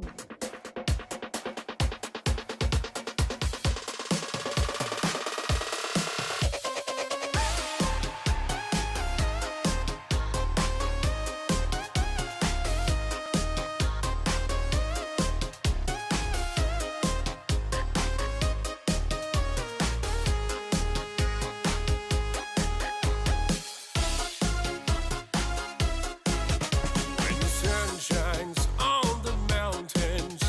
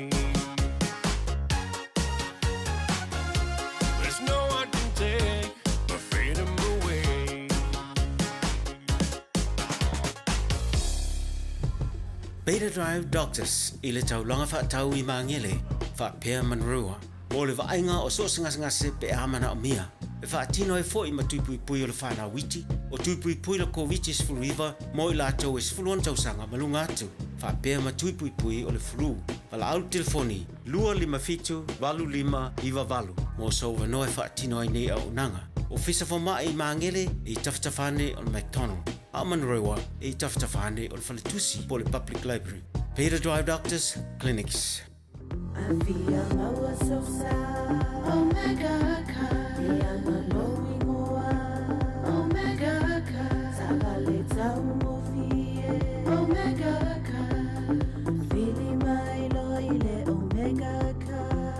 Omega Cars, lua selau Diabetes Drive I Manukau, po le telefoni o iwa lua fitu 5 tasi lua. Susu mai Manukau ne Omega Cars, umalole kesi le Omega Cars. Jalo whanawau tia roa, ua te talaina neile o unanga e veni, mo whaatangwa I au ki lani New Zealand. Numero tasi John Coulter Drive, I le Auckland Airport Shopping Centre. Tau whatapatonu lava le warehouse ma le countdown. Lau whale o fulau wiloa le e veni, Auckland Airport Shopping Centre. Talofa Samoa. O Ateshna Ryan, o le Licensed Immigration Advisor mo le Auckland South Immigration Consultants. E visosoani mo so se tu ai ngā visa e malanga mai New Zealand po Australia. Telefoni mai nei loa I le o valu o tasi o no valu wha fitulua. Po le olua tasi o no valu fitulua tolu o. Hey, hey, oh!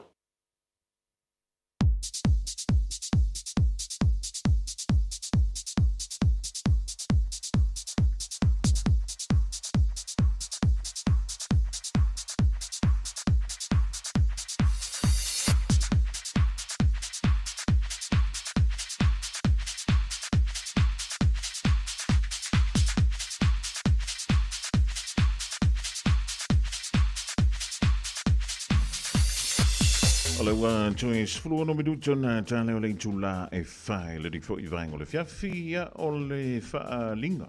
Pe o da tonu meile le tātou o fisa ia wala vaia nisi o tautua ma nisi foi o au nanga. Whaabitone I le Casabits and Appliances o lo whaanga solo. O lo mawale se tino for fabric no for toluma no for single se lua mai le iwan tālai le vaiaso. Mawala moenga queen size mai le fitu tālai le vaiaso. O le ele iPhone 13 se fulu lima tālai le vaiaso. Ato ai ma le Smart TV lima inisi lona lautele. Pe awhai wanta e lau TV. I le afo. I le ovo lau sumpa I le tai au ma le afiafi. Na o le se fulu lima tala I le vaiaso. A fiona lo I le fa fitu fa Great South Roadie o tohu. E po le tolu fitu iwa Great North Roadie Dai Henderson. Wala ia I le numera vala au fua le ovo lu se lau. Lua lima fa valu. Ovo lu se lau lua lima fa valu. O mile lua mo o tohu. E po le tasi mo Henderson. Fa ilo iena e fa fonga le radio Samoa le nei fa salonga. E mawai sa mea lofa mai le Casabits and Appliances. O nisi nao tātou whaasalalonga whaapisa nisi la ua tonu mai lau fisa o le Radio Samoa. Le ni fo I vaenga o le Aoauli o lau antoi se fulu whaamala a whamirute o na tālo lea o le tula e wha. Le ni vaenga o le aso. Radio Samoa. Taslima iwatolu amo. Just think a minute. It could change everything.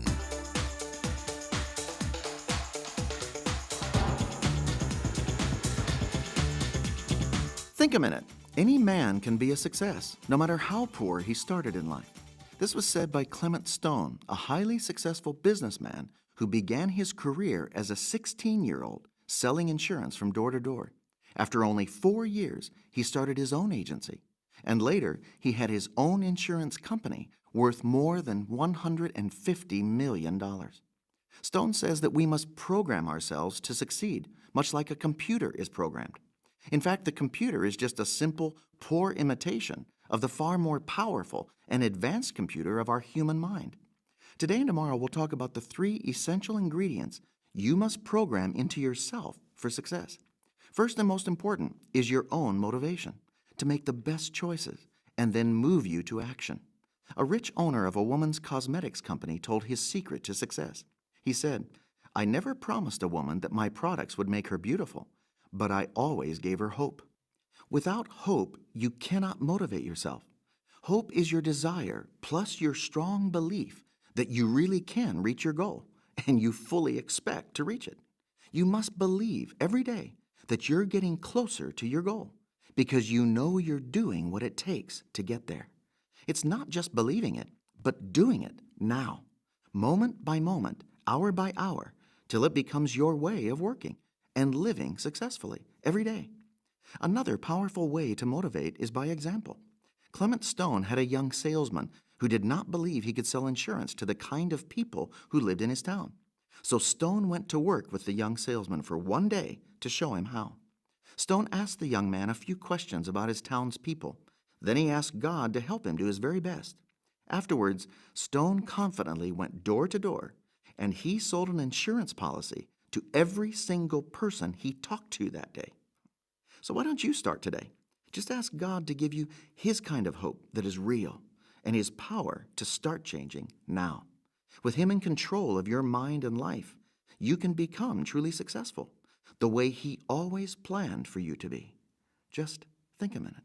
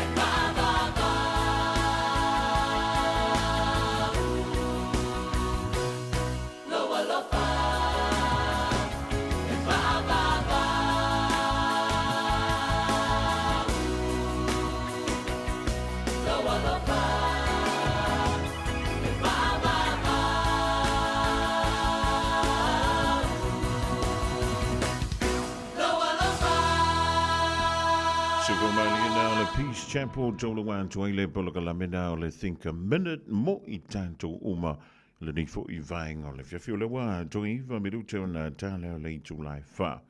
Ja, tale fa I beeld dat was stimul sola it was out the for to ya Miriama la la to pomari. Wa ya tato tala mai au sita lia. Tale July 5 le poloka lame o le ganga I fo favor la mfele ona e fa fonga ye tala mai pa mai le Pasifika. Ia wha pe foi ia mai I ma o antono ole lalolangi. Wa mawhai o na awina atu o le polokalame a le Aoauli ma Fofogamua. Ona o le lango malosi a le Galaxy Childcare. Vili mai loa le o lua tasi o valutolu. Lua fitu, lua iwa fitu. E resitala aila walo. O se malian tula vai o le wanti Samoa o le woto e valu widu tona tale o le tula e fa. I teimi masani fa penei tātou te tau ma vai ai. Tātou tau ma vai le ma vai ngā tāwita mai o nā tana. Ai leo le ma vai ngā fo ele le ruta mana humi. Yo o le aifia umingo umafuka ya ki au koufa mon. A vewe e singa ngana o le tau tabali le tātou mafutanga o te matua atu ya te oi. I lau titi whaitama. Ia lofa le tua, e mataitai atu lau tau soifua, ma sou ne i o la wha tau waa i le aso a tai au. Ia tātou toi whiloa i fo i lea i lunga o pe au ma ngalu ole. Ea o ani la vasinga o ani fuafuanga o te toi o le nei e fiafi, misile anga iantu i a inga o lo wha muli mai, anga iantu i ngā luenga o lo maua i le tātou whalawa, ia ma maua i fo i sina se leni, a wale tau singa o a inga i nei iantu no e mamau. Ia pe fo i lau tau tua ai tau malele. I mea whai tu tonu a inga no e ka le sia. Ia male tu ma lo o lo tāpua i mai lo alo whaiva. Ia manu i e tele. Ia le whenga ia i o le anturu ma lava singa o te toi. Le vionga ia le ia taua pese tā sa vea. Ma le polokalame o le ngā ngai fo whaiva. O le ole a tau mafutai. Tā mai a tala mai au se talia. Tau o au Fofogamua. Polokalame le Aoauli ma Fofogamua i le tautua le Radio Samoa mai au Kilani New Zealand. Madu ia tele le ringi fiafi ma le tua tātou whala au soifoia. Tolo i matautu ma le penisula mai molino le taitu pito i apia si o utaulanga manaya e fe pula mai le sau o ata uma o fetu o le lani e sulungi ia umasia uhani a o masa vali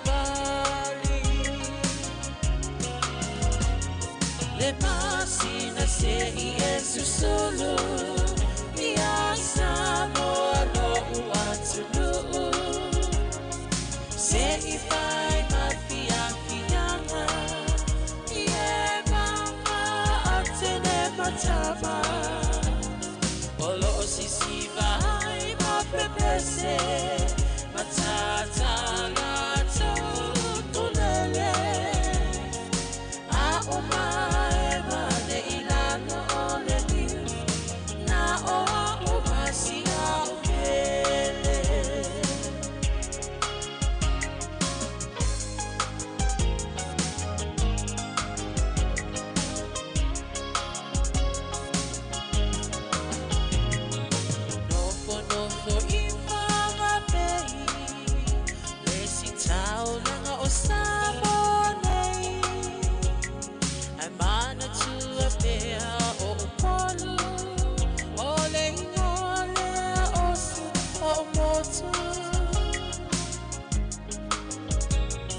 ele mafai nanga ona ngalo le tafe mali o vai singano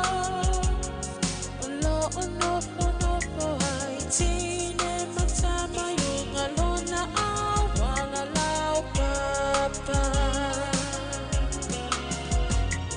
le masina se i esu solo